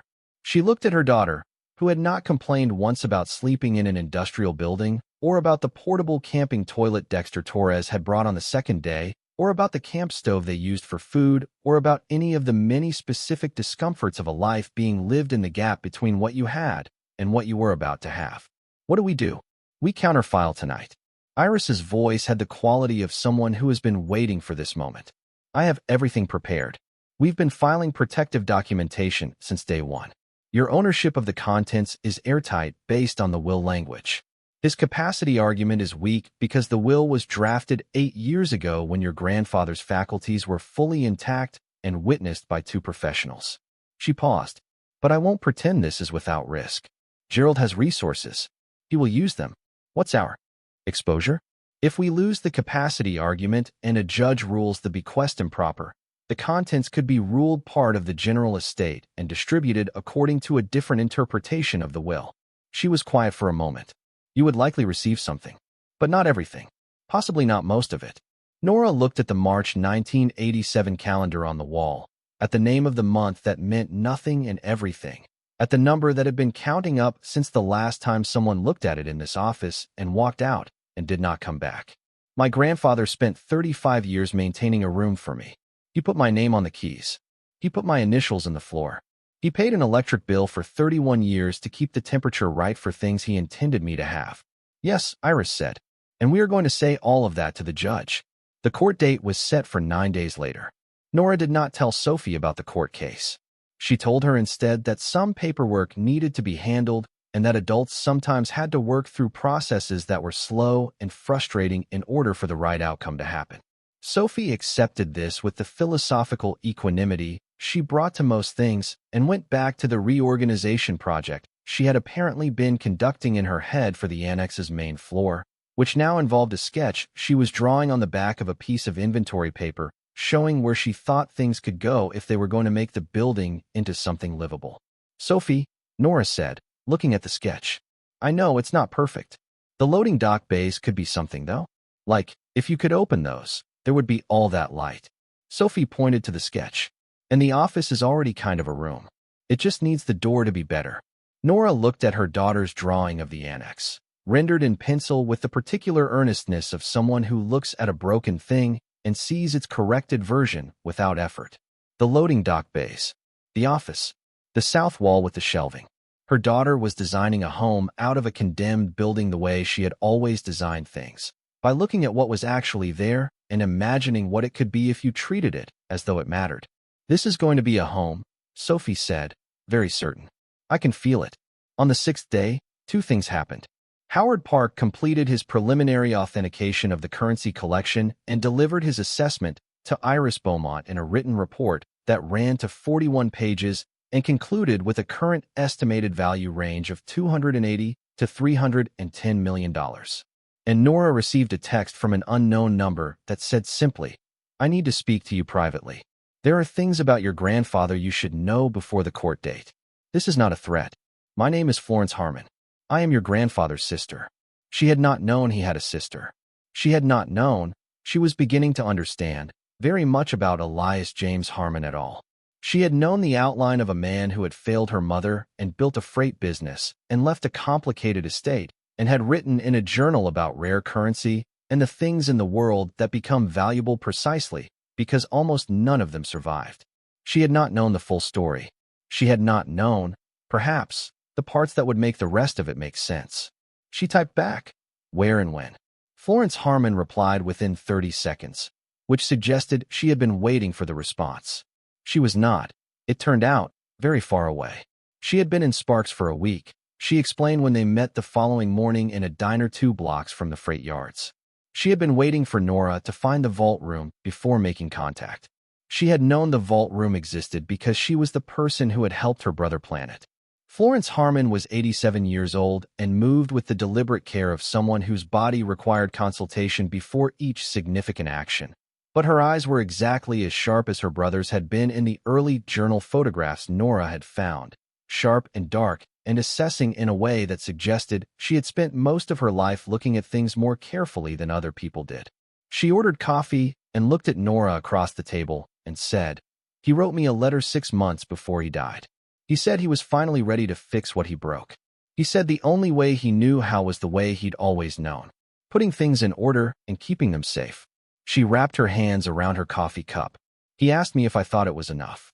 I told him I thought it was a start." Florence told her the parts she had not found in the journal.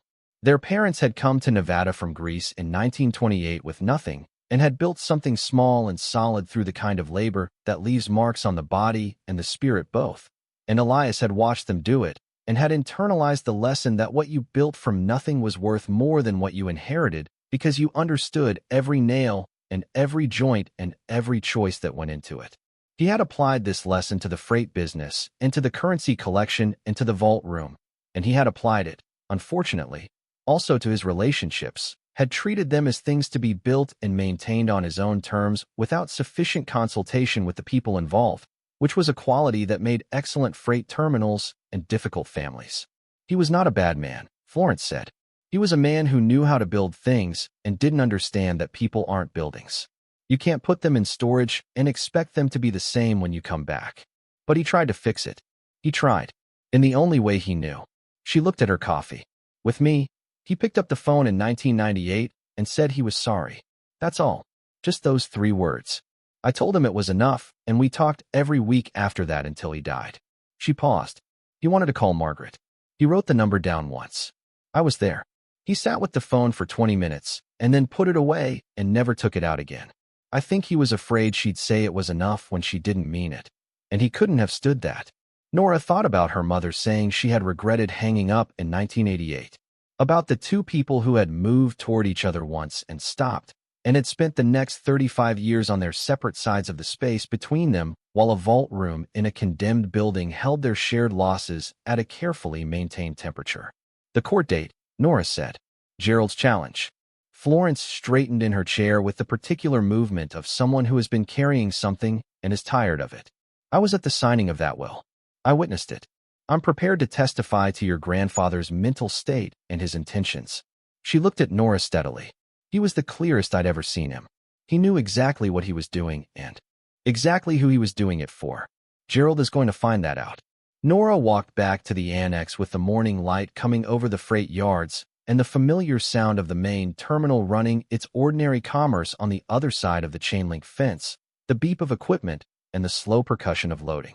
She stood outside the annex's side entrance with the key in her hand and looked at the building in the way she had not let herself look at it until now, not as a condemned structure to be survived or a puzzle to be solved, but as something that had been waiting, specifically and deliberately, for her.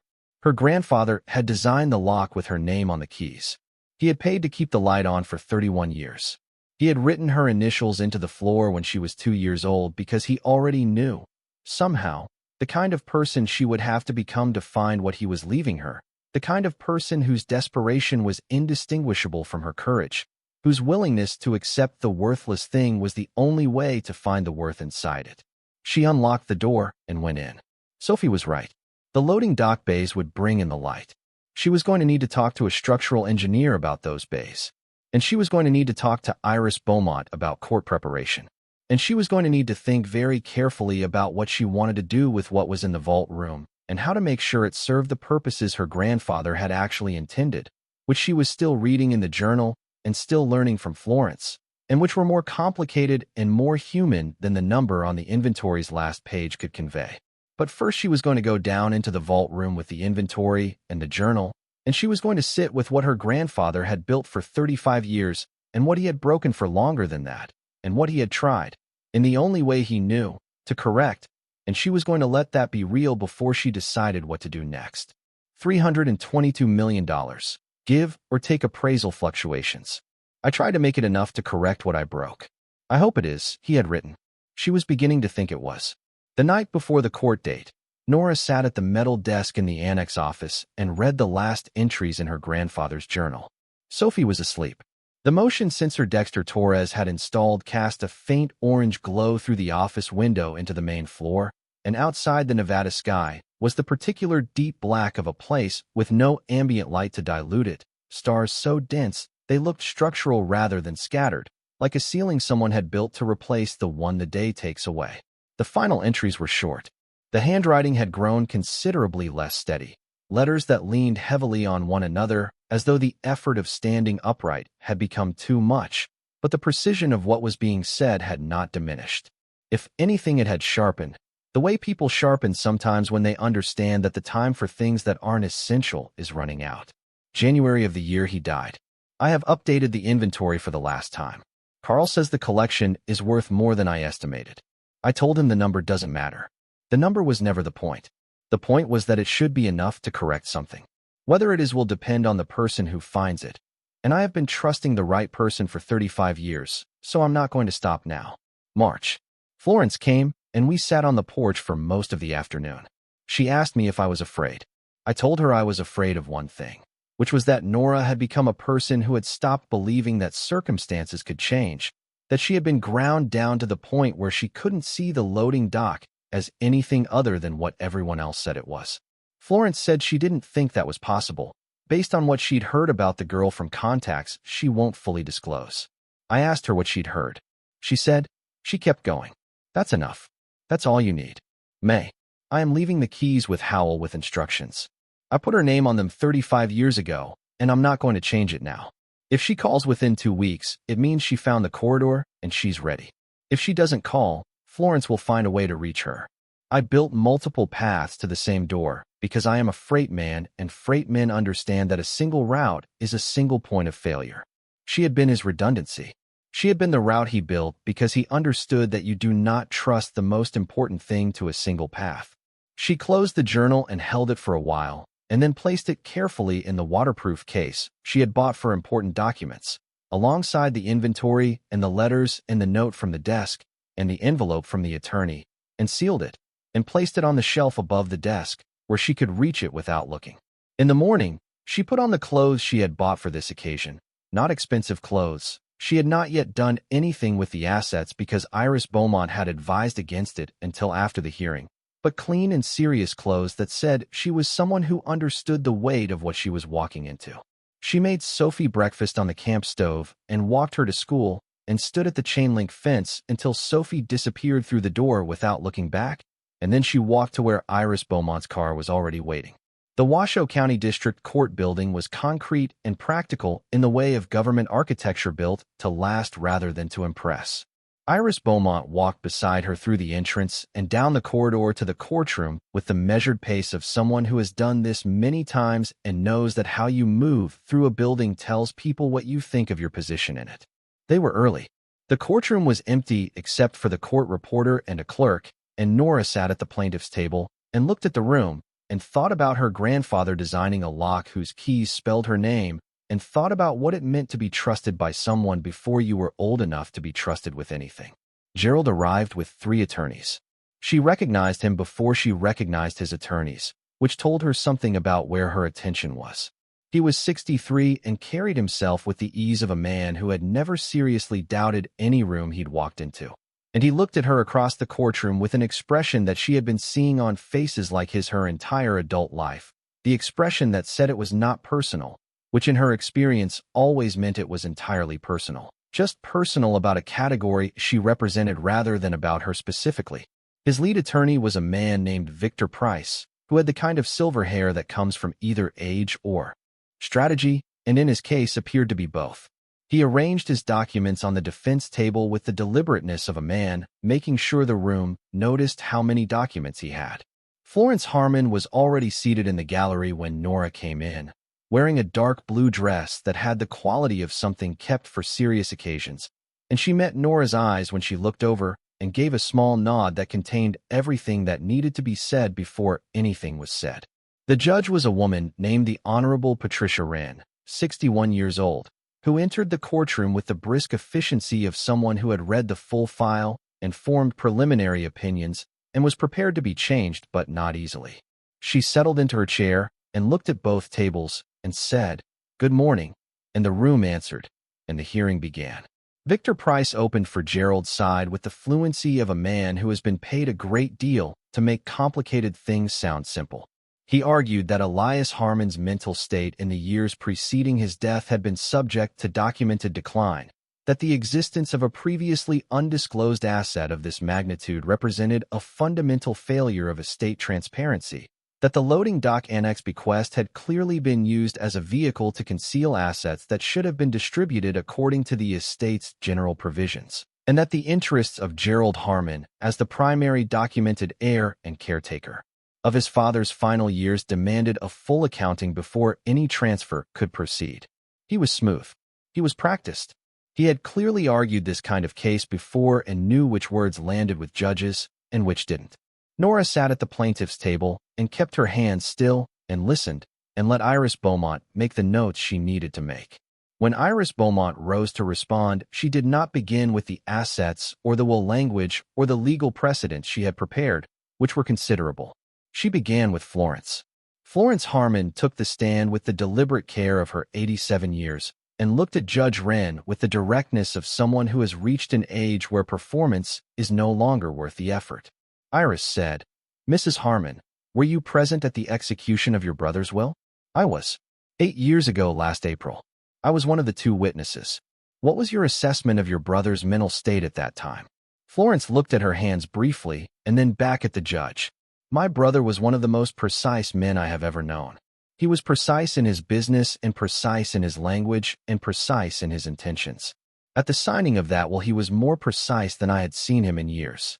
He knew exactly what he was leaving and exactly who he was leaving it to and exactly why. He explained it to me afterward in terms that were entirely coherent and which I can repeat in full if the court requires." Judge Wren nodded. "Please proceed." "He told me that he had 2 kinds of failure in his life. Business failures, which he had always been able to correct through work and patience, and personal failures, which he had not. He said the loading dock annex and its contents represented his attempt to correct a personal failure he had no other means of addressing. He said he was leaving it to his granddaughter Nora because she was the person who most directly bore the cost of what he had done to his daughter Margaret, and because he believed she was the kind of person who would find it and understand it and do something right with it." She paused. He said he had been paying attention to her from a distance for 30 years and that she was someone who kept going. He valued that more than anything. Florence looked at Gerald when she said that last sentence, not with hostility, but with the clear-eyed attention of someone looking at a fact. Gerald did not look away, but something in his expression shifted, some component of the ease he carried. Victor Price cross-examined with the careful precision of a man who understood he was dealing with an 87-year-old woman who could not be rattled and attempting to find the edge of her testimony rather than its center. He questioned the timeline of the assets accumulation, the validity of a 35-year-old preparatory structure, the procedural questions about the utility connection and the unpermitted construction. Florence answered each question with the same unhurried precision. She had been there. She knew what was decided and when and why. She had helped her brother plan the key mechanism, had suggested using Nora's name as the key letters because Elias had proposed using Helen's name, but Florence had told him that the person who needed to open the door was Nora, not the memory of Helen, and Elias had sat quietly for a long time and then said she was right. When Florence stepped down from the stand, the temperature of the room had changed in the way that rooms change when something has been said that cannot be unsaid. Iris Beaumont called Raymond Howell, who testified to the specific will language and the circumstances of the envelope held in trust. She called Karen Lee, who submitted her authentication report into evidence. She called Howard Park, who explained the collection's significance and its documentation. She submitted the inventory, the brass plates photographed in situ, the utility records showing 31 years of continuous payment, the journal entries, and the letters. Then she called Nora. Nora took the stand and answered Iris's questions in the even tone of someone who is very tired and very clear and has nothing to hide, because she has not done anything except find what was left for her. She described the eviction notice and the deed transfer and the attorney's call. She described the drive to the annex and the first night sleeping on the concrete floor and the note on the desk. She described the days of careful search that had led her to the hidden corridor and the hidden room and the hatch. She described the combination's logic, the first wife's year, 1961, the year Elias had called the only thing he'd done entirely right. Victor Price rose for cross-examination and approached the stand with the particular configuration of a man who has decided that his best available strategy is to imply rather than assert. He suggested, without quite stating, that the situation had the quality of a setup, that a desperate woman finding an impossibly convenient fortune was a story whose convenience should give the court pause. He noted the eviction notice with a delicacy that somehow made it sound like a motive rather than a circumstance. Nora looked at him and said, "My grandfather put my initials in the floor when I was 2 years old. He put my name on the keys before I could write my own name. He paid a utility bill for 31 years to a room that no one knew about except him and his sister, who is sitting in this courtroom right now. Let that settle for a moment. I didn't arrange any of that. I found it. Finding something that was left for you isn't fraud. It's just following the path someone made." Victor Price returned to his table. He had a few more questions, but they were shorter than his earlier ones. The way questions get shorter when the answers have been clarifying in a direction you don't prefer. Judge Wren took a recess and returned 45 minutes later with a decision that she read from prepared notes in the measured cadence of someone who wants the record to be exactly right. The court finds no evidence of mental incapacity in the execution of the will or in the preparatory actions documented to have occurred over a 35-year period. The bequest language, any and all contents therein, is unambiguous and legally sufficient. The currency collection, gold holdings, and bond instruments are properly classified as contents of the bequeathed property under the plain meaning of that language. The utility connection and the unpermitted construction, while procedurally irregular, do not constitute fraud or concealment under applicable Nevada estate law when considered against the totality of documentation establishing the decedent's long-term deliberate intent. She looked up from her notes and at the room. This court finds that the assets in question belong to Nora and Callahan as of the date of deed transfer. The injunction request is denied. Mr. Harmon's challenge is dismissed with prejudice.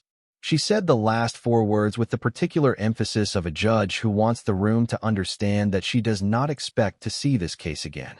The silence after she stopped speaking was the kind of silence that has weight and direction, that falls on some people in the room and lifts from others. Nora did not look at Gerald immediately. She looked at Florence in the gallery, who was sitting very still with her hands folded in her lap and her eyes closed, and who after a moment opened them and looked back at Nora and nodded once. The same small nod from when they'd first made eye contact, the nod that contained everything. Iris Beaumont gathered her documents with the unhurried efficiency of someone to whom this outcome was the only acceptable one and therefore not a surprise. She touched Nora's arm briefly, which was not something she typically did, and said, quietly, "Your grandfather chose well." Gerald left without speaking to her. His attorneys flanked him in the way that attorneys flank clients who are not going to say anything that benefits their legal position, and he walked past her in the corridor with the expression of a man who has not changed his fundamental opinion of anything, but has been required by circumstances to act as though he has. At the door he paused. He did not turn all the way around. He said, to the space in front of him, "I hope you know what you're doing with it." It was the closest thing to acknowledgement she was likely to get, and she understood that about it and accepted it. "I'm learning," she said to his back. He went through the door. The corridor was quiet. The professional authentication process concluded in the 2 weeks after the hearing, the various specialists completing their reports and submitting them to Iris Beaumont's office, where they accumulated in a folder that became increasingly substantial as the days went on. Howard Park's final currency collection appraisal ran to 63 pages, and concluded with a total estimated value of $294 million. The conservative estimate had been $219. The difference of $75 million represented items that had not been fully appraised at the inventory's last update, including the 1890 grand watermelon note, which Park described in his report as one of the most significant pieces of American currency to come to private market in the past 2 decades, and for which his estimate alone was $18 million. Karen Lee's gold report was more straightforward. The gold market had moved favorably in the 2 weeks since her initial assessment. $8.9 million. The bond specialist's final report confirmed $97 million in face value with accrued interest and noted that several of the corporate bonds, issued by companies that had since been acquired or merged, carried additional settlement value that brought his total to $102 million. The total, as presented to Nora in Iris Beaumont's office on a Thursday afternoon in November, was $404,900,000, subject to standard appraisal variance and market conditions at time of conversion. Iris Beaumont placed the summary sheet on the desk between them and sat back and said nothing, because there was nothing to say that the number didn't already say. Nora looked at it for a long time. Her grandfather had written $322 million. The difference, more than $80 million, was the result of appreciation he had not tracked in his final years and items he had not fully appraised. He had built a fortune that grew while he was looking away from it, the way well-constructed things do when the conditions for them are maintained. He had kept the conditions maintained for 35 years. He had been conservative in his final estimate because he was a freight man, and freight men do not promise more than they can deliver. He had delivered considerably more. She called her mother from the parking lot outside Iris Beaumont's building. Her mother answered, and Nora told her the number, and her mother was silent for a long time, and then said, in a voice that was very quiet and not entirely steady, "He always overcalculated on the mechanical side and undercalculated on the human side. I suppose that was consistent." "Mom, I know. Do you want to come to Sparks?" Her mother was quiet again. "Then yes, I think I do." She arrived 4 days later in a rental car from Flagstaff, a small woman with dark eyes and dark hair going silver and Nora's same particular stubbornness in the set of her jaw. And she stood at the chain-link fence outside the loading dock annex for a long time before she came in. Sophie, who had been told that her grandmother was coming and had prepared for this occasion by making a drawing of the annex to give her as an orientation guide, met her at the gate and began the tour immediately, because Sophie's solution to emotionally complicated situations was comprehensive factual orientation. "This is the main floor," Sophie said, leading Margaret Callahan through the annex with the authority of a person who has been living somewhere long enough to consider it home. "The loading dock bays are going to be opened up when the structural engineer finishes his assessment. That's the office where we sleep, which is going to be different once the renovation starts. Dexter says the electrical can be completely redone and then we can have real lights." Nora watched her mother follow Sophie through the annex, watched her look at the loading dock doors and the concrete floor and the steel trusses and the office space where the March 1987 calendar still hung on the wall because no one had taken it down. Watched her stand in the middle of the main floor and turn slowly, the way Nora had turned on the first day. Then her mother found the hidden corridor. Nora had shown her where the western wall had been opened and resealed, and her mother pressed her hand against the concrete at the seam the way you press your hand against the place where a wound has closed and can feel the difference in the tissue. She stood there for a moment without speaking. "He built this for you," Nora said. "From the beginning." Her mother pressed her hand harder against the concrete and said nothing, and Nora understood that she was talking to the wall in whatever language people use to speak to the things that can't speak back, to the 35 years that were inside the concrete along with the corridor and the room and the hatch and the vault and the note and the keys and the name spelled out in 4 small brass letters to guide home a person who had never known she was being guided. After a while her mother straightened and turned, and her face was very clear and very tired in the way faces are after they have been doing something difficult for a long time and have now stopped. "I'm glad you found it," her mother said. "I'm glad it was you." The decision about what to do with the money took Nora longer than people expected. The financial advisors Iris had connected her with, 2 of them, both thorough and competent, had arrived with plans and projections and allocation strategies, the architecture of wealth management that she was learning in the way you learn something new when you have no prior model for it. Slowly, and with a great deal of asking questions that might sound basic, but aren't.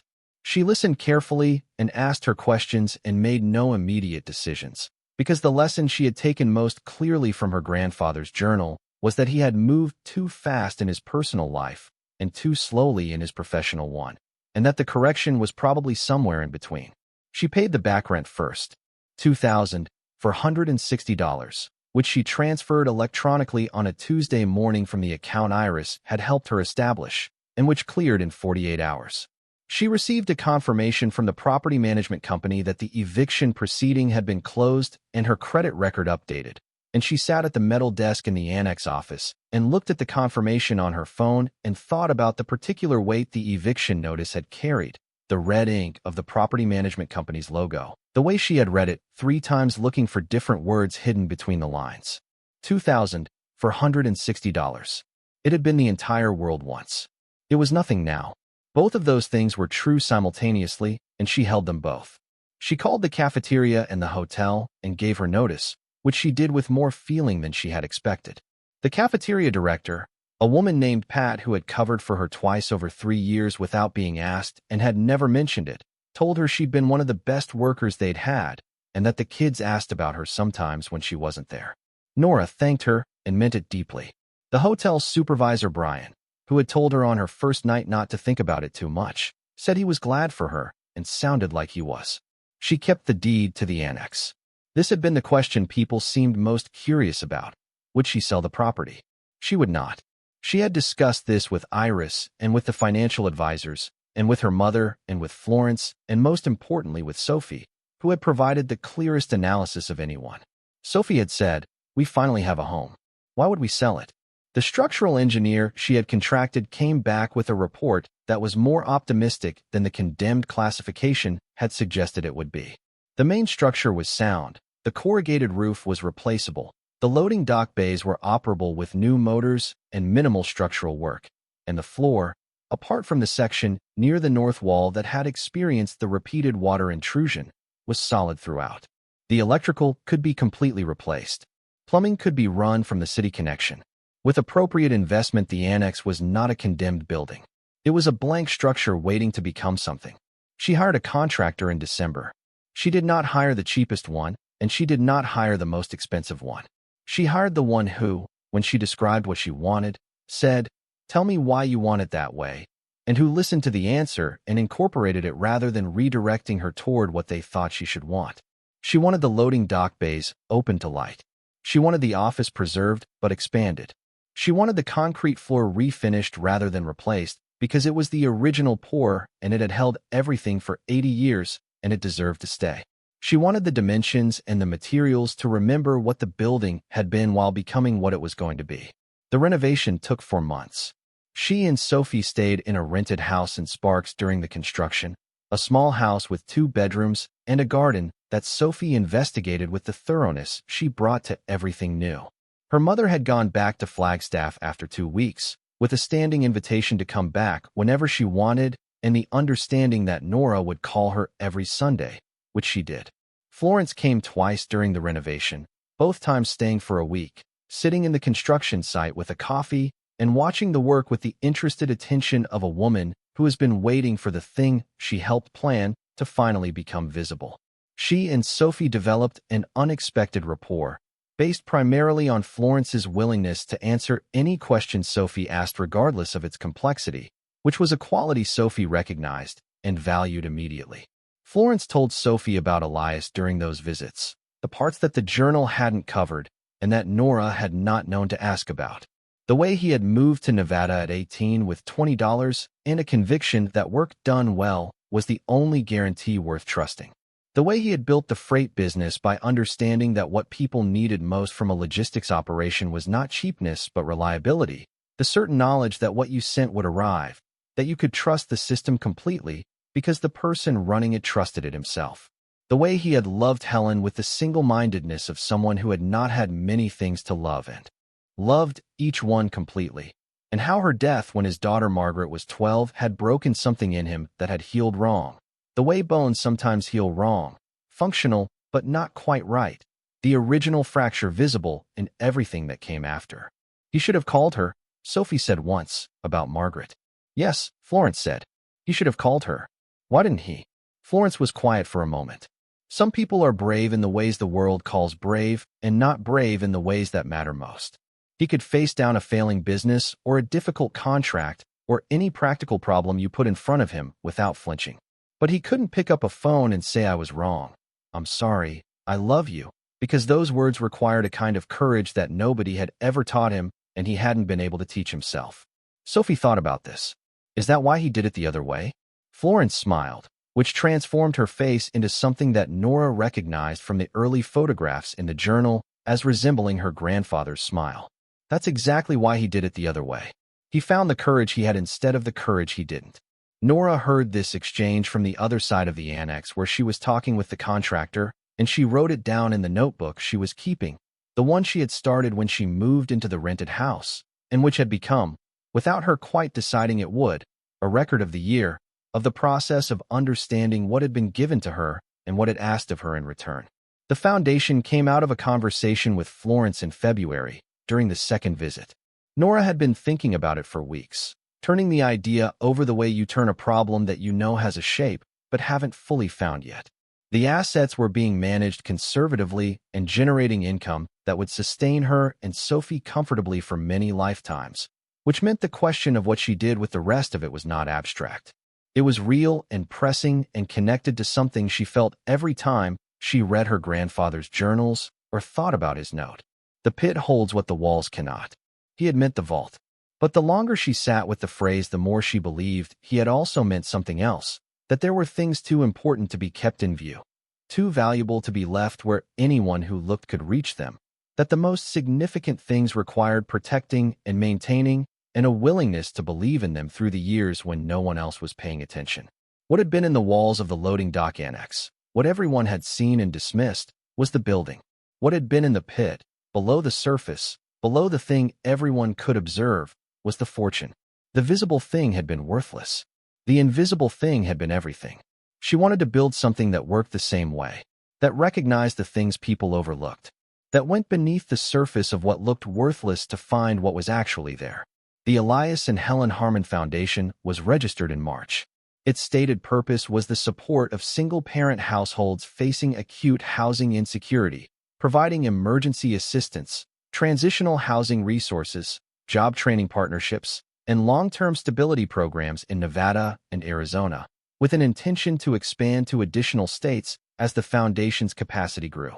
Florence had suggested including Helen's name, had said that Elias would have wanted it, and Nora had agreed immediately, because Helen was the year on the combination and the thing in the world he'd done entirely right, and it seemed appropriate that she stand at the beginning of what he was finally correcting. The endowment was $200 million. Nora kept the remainder, a substantial personal holding that the financial advisors confirmed would generate more than sufficient income for her and Sophie and her mother and any other need that might arise in the course of reasonable human lives, and donated the $200 million to the foundation's endowment immediately upon its establishment, before any other claims or pressures or advisors could suggest a different allocation. She did it quickly because she had made the decision clearly, and she had learned from her grandfather that decisiveness and precision were the same quality in different clothes. The applications opened in April. The foundation received 4,217 applications in the first 30 days, each one a version of the story she already knew. Single mothers working 2 jobs and falling short. Fathers navigating housing instability alone after divorce or death or disappearance. Parents who had done everything correctly and were losing anyway because the arithmetic of low wages and high rents did not resolve no matter how carefully you managed it. She read as many of them as she could. She had hired a program director, a woman named Carla Vega who had come from a similar organization in Las Vegas and who understood both the operational requirements and the human texture of what they were doing, and Carla managed the process with the competence and care that Nora had learned to recognize from people who do important work because they believe in it rather than because they are paid for it. But Nora read the applications herself on weekend evenings, Sophie asleep in the next room, because she wanted to remember that the numbers in the allocation spreadsheets were not numbers. Each one was a person who was still going. That was all. In the hardest circumstances, they were still going, still getting up in the dark to get to a job that didn't pay enough, still making cornbread with the last of the groceries, still telling their children it was an adventure, because what else do you say when your child is looking at you and trusting you completely, and you have to be the person they trust? The first cohort of 50 families received their assistance in May. Nora was at the notification calls when they could be arranged, at Carla's suggestion, because Carla had said there was something about hearing directly from the person who started the foundation rather than a program officer that meant something specific to the recipients, that it made it real in a way that paperwork couldn't. She called a woman named Teresa in Reno who had 3 children and had been working nights at a fulfillment warehouse while her mother watched the kids. Teresa answered on the second ring in the voice of someone who does not recognize the number but cannot afford not to answer. Nora told her who she was and that Teresa's application had been approved and what the assistance package included. The silence on Teresa's end lasted long enough that Nora said her name again gently. "I'm here," Teresa said. Her voice had gone very low. "I'm here. She stopped. "I sent that application at 2 in the morning when I couldn't sleep because I was scared and I didn't think it would work, but I needed to try something." "I know," Nora said. "I know that exactly." "You do?" "Yes. I sent my version of that same thing once. It looked like buying a building that everyone told me was worthless." Nora paused. "Sometimes the thing you do when you're most afraid turns out to be the most important thing you ever do. I hope this is yours." Teresa's response was not words. It was the sound of a person releasing something that has been held for too long, the particular quality of relief that does not allow for speech because speech requires a composure that has just been set down after being carried too long to be picked up again immediately. Nora sat with it. She did not rush it. The annex renovation was completed in late April. She and Sophie moved in on a Saturday at the end of the month, a warm Nevada day with the sky its most thorough blue, the kind of blue that makes you understand why people have always needed names for the specific quality of color that comes with altitude and aridity and the absence of things that block the light. The building was not recognizable as what it had been. The loading dock bays had been opened, their overhead doors replaced with large steel-framed glass panels that folded back to bring the east light in with full force. And in the mornings the main floor was full of it, gold and clear and thorough, reaching into the corners and illuminating the refinished concrete floor with its years of wear preserved in the surface rather than sanded away. The original steel trusses remained, cleaned and sealed but not replaced, their industrial geometry now a design element rather than a structural apology. The south wall had been rebuilt with floor-to-ceiling shelving that honored the spirit of the built-in shelving in the vault room below, permanent and solid and made to hold things for a long time. The office had been expanded into a proper living space at the western end, with the March 1987 calendar framed under glass and mounted on the wall beside the door because Sophie had asked for it, and because Nora had understood immediately why. It was the marker, the place you could point to and say, "Here is where the waiting was. Here is the last thing someone hung on the wall before they left for a while and didn't come back, and then, finally, someone came back." Sophie's room was in the space behind the south wall, a room of her own for the first time in her life, with a window that looked out toward the mountain range to the east and a built-in window seat that she had requested with the specificity of someone who has been imagining a window seat for years and knows exactly what one should be. On the first morning in the renovated annex, Sophie woke before Nora and went out to the main floor and stood in the light coming through the glass panels and said, to the room, or to no one, or to the particular quality of morning that had arrived in a place that had earned it, "Told you."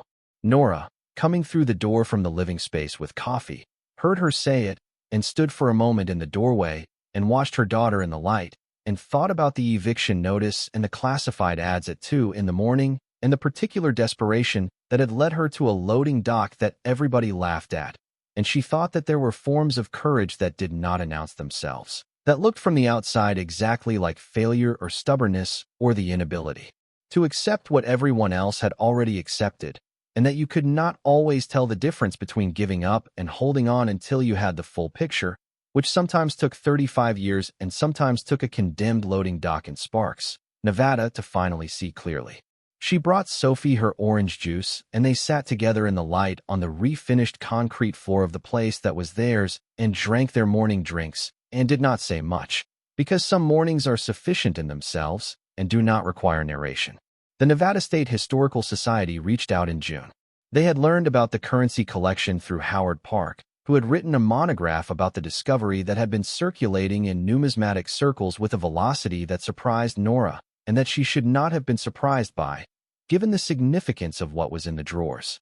The Historical Society wanted to discuss a partnership, a traveling exhibition of the most significant pieces in the collection, one that would contextualize American currency history through objects that most people had never had the opportunity to see.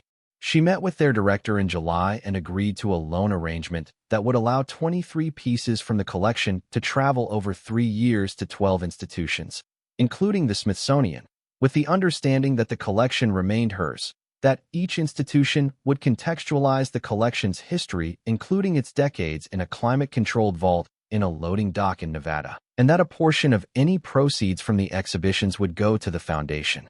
The exhibition opened at the Nevada State Museum in September with a reception that Nora attended with Sophie and her mother in Florence. Howard Park was there, and Karen Lee, and Dexter Torres, who stood in front of the display case containing the 1890 grand watermelon note with the expression of a man looking at something that has no context in his previous experience of the world and is taking his time with that. There was a display board at the entrance to the exhibition that told the story of the collection's discovery, written by the Historical Society's curator from the documents Nora had provided and from interviews she had given, and she stood in front of it and read it as though she had not been the person it described. Because in the way that all stories become slightly separate from the people who live them once they are told in public, it was already slightly other. It described a woman who inherited a condemned loading dock and found $400 million in a sealed vault. It described determination and patience and the willingness to look at a worthless thing and believe in what it contained. It did not describe, because the board was not long enough, the eviction notice on the kitchen counter, the coal department in November with the broken heater, the cornbread saved from the cafeteria lunch line, the $100 her mother had sent from Flagstaff that she probably couldn't afford, the specific sound that a hydraulic hatch makes when it opens after 35 years, that sound like a fist unclenching, like a breath being let out after a very long hold. Those things were in the notebook, the one she had been keeping since the rented house. She was considering, carefully and without rush, whether the notebook would become something that other people could read. Not because she had decided she was someone with a story worth telling, but because she had received, in this past year, a great many letters and emails from people who had heard about the loading dock, who were facing their own versions of an eviction notice or a condemned building or a worthless thing that everyone else had already dismissed, and who wanted to know if the thing they were holding on to had anything in it. She wanted to say, "I don't know. Only you know that. And sometimes you don't know it until you go down into the pit." But she also wanted to say, "My grandfather put my name on the keys when I was 2 years old. He did not know what kind of person I would become. He knew what kind of person he hoped I would be, and he trusted the hope, and he kept the light on for 31 years on the chance that he was right." That was the thing worth knowing, not the number on the last page of the inventory, not the appraisers and the attorneys and the court hearing and the judge's ruling with its 4 final words said for the record. Those were the mechanism. The thing worth knowing was underneath them. The way the vault was underneath the pit, was underneath the floor, was underneath the building that everyone had looked at and walked past and decided was nothing. The thing worth knowing was that some people, in the fullness of their failure and their regret, find the courage they have instead of the courage they don't, and do something with it, and wait, and trust, and keep the light on. And some people, in the fullness of their desperation and their exhaustion and their absolute last dollar, are willing to accept the worthless thing when everyone is laughing. And when those two people find each other across 35 years through a hatch in a concrete floor with the letters of a name on the keys, something that was broken for a very long time finishes being broken and becomes something else. Nora went home from the exhibition that evening with Sophie asleep against her shoulder in the car, the museum bracelet still on Sophie's wrist, the mountain range to the east dark against the darker sky. She drove the familiar road back to the annex with the particular ease of someone who knows exactly where they are going and is glad of it. And when she pulled in through the chain-link gate, she sat for a moment in the parked car and looked at the building with its lights on inside, warm in particular behind the glass panels of the loading dock bays. and thought about a freight man who understood that a single route was a single point of failure and had built multiple paths to the same door. She was the path that held. She had been, from the beginning, the path that held. Sophie stirred against her shoulder, half awake, that particular gentle, barely conscious state between sleep and presence. Home, Sophie said. Home, Nora said. She carried her daughter inside and put her to bed in the room with the window seat and the view of the eastern mountains and the built-in shelf above the desk, where Sophie had already placed, without being asked, the small framed photograph of Elias Harmon that Florence had given her. The one taken in front of the freight terminal in 1952 when he was 19 years old and had built something from nothing and was standing in front of it with the expression of a man who does not yet know what he will do wrong and what he will spend the rest of his life trying to correct. He looked young in the photograph. He looked like someone standing at the beginning of everything, which he was. She stood in the doorway of Sophie's room for a moment, and then went to the main floor and sat in the light from the lamp in the corner and opened her notebook and wrote. He put my name on the keys before I could write it myself. He kept the light on for 31 years. He trusted a hope for longer than most people trust anything. And when I finally found the door, the combination was the year he met the woman he loved. Some fortunes are not primarily about money. Some things hidden in the dark are not hidden because they are shameful. Some buildings that everyone has given up on are the exact right place to build a life. She closed the notebook and the room was quiet and the lights were on, and outside the Nevada sky was doing what it always did, which was to be enormous and indifferent and full of more stars than the eye could hold. And below it, in a loading dock that everyone had laughed at, a woman and her daughter were home. Thank you so much for watching until the end. If you love this story, check out the other videos on your screen now. I think you'll really enjoy them.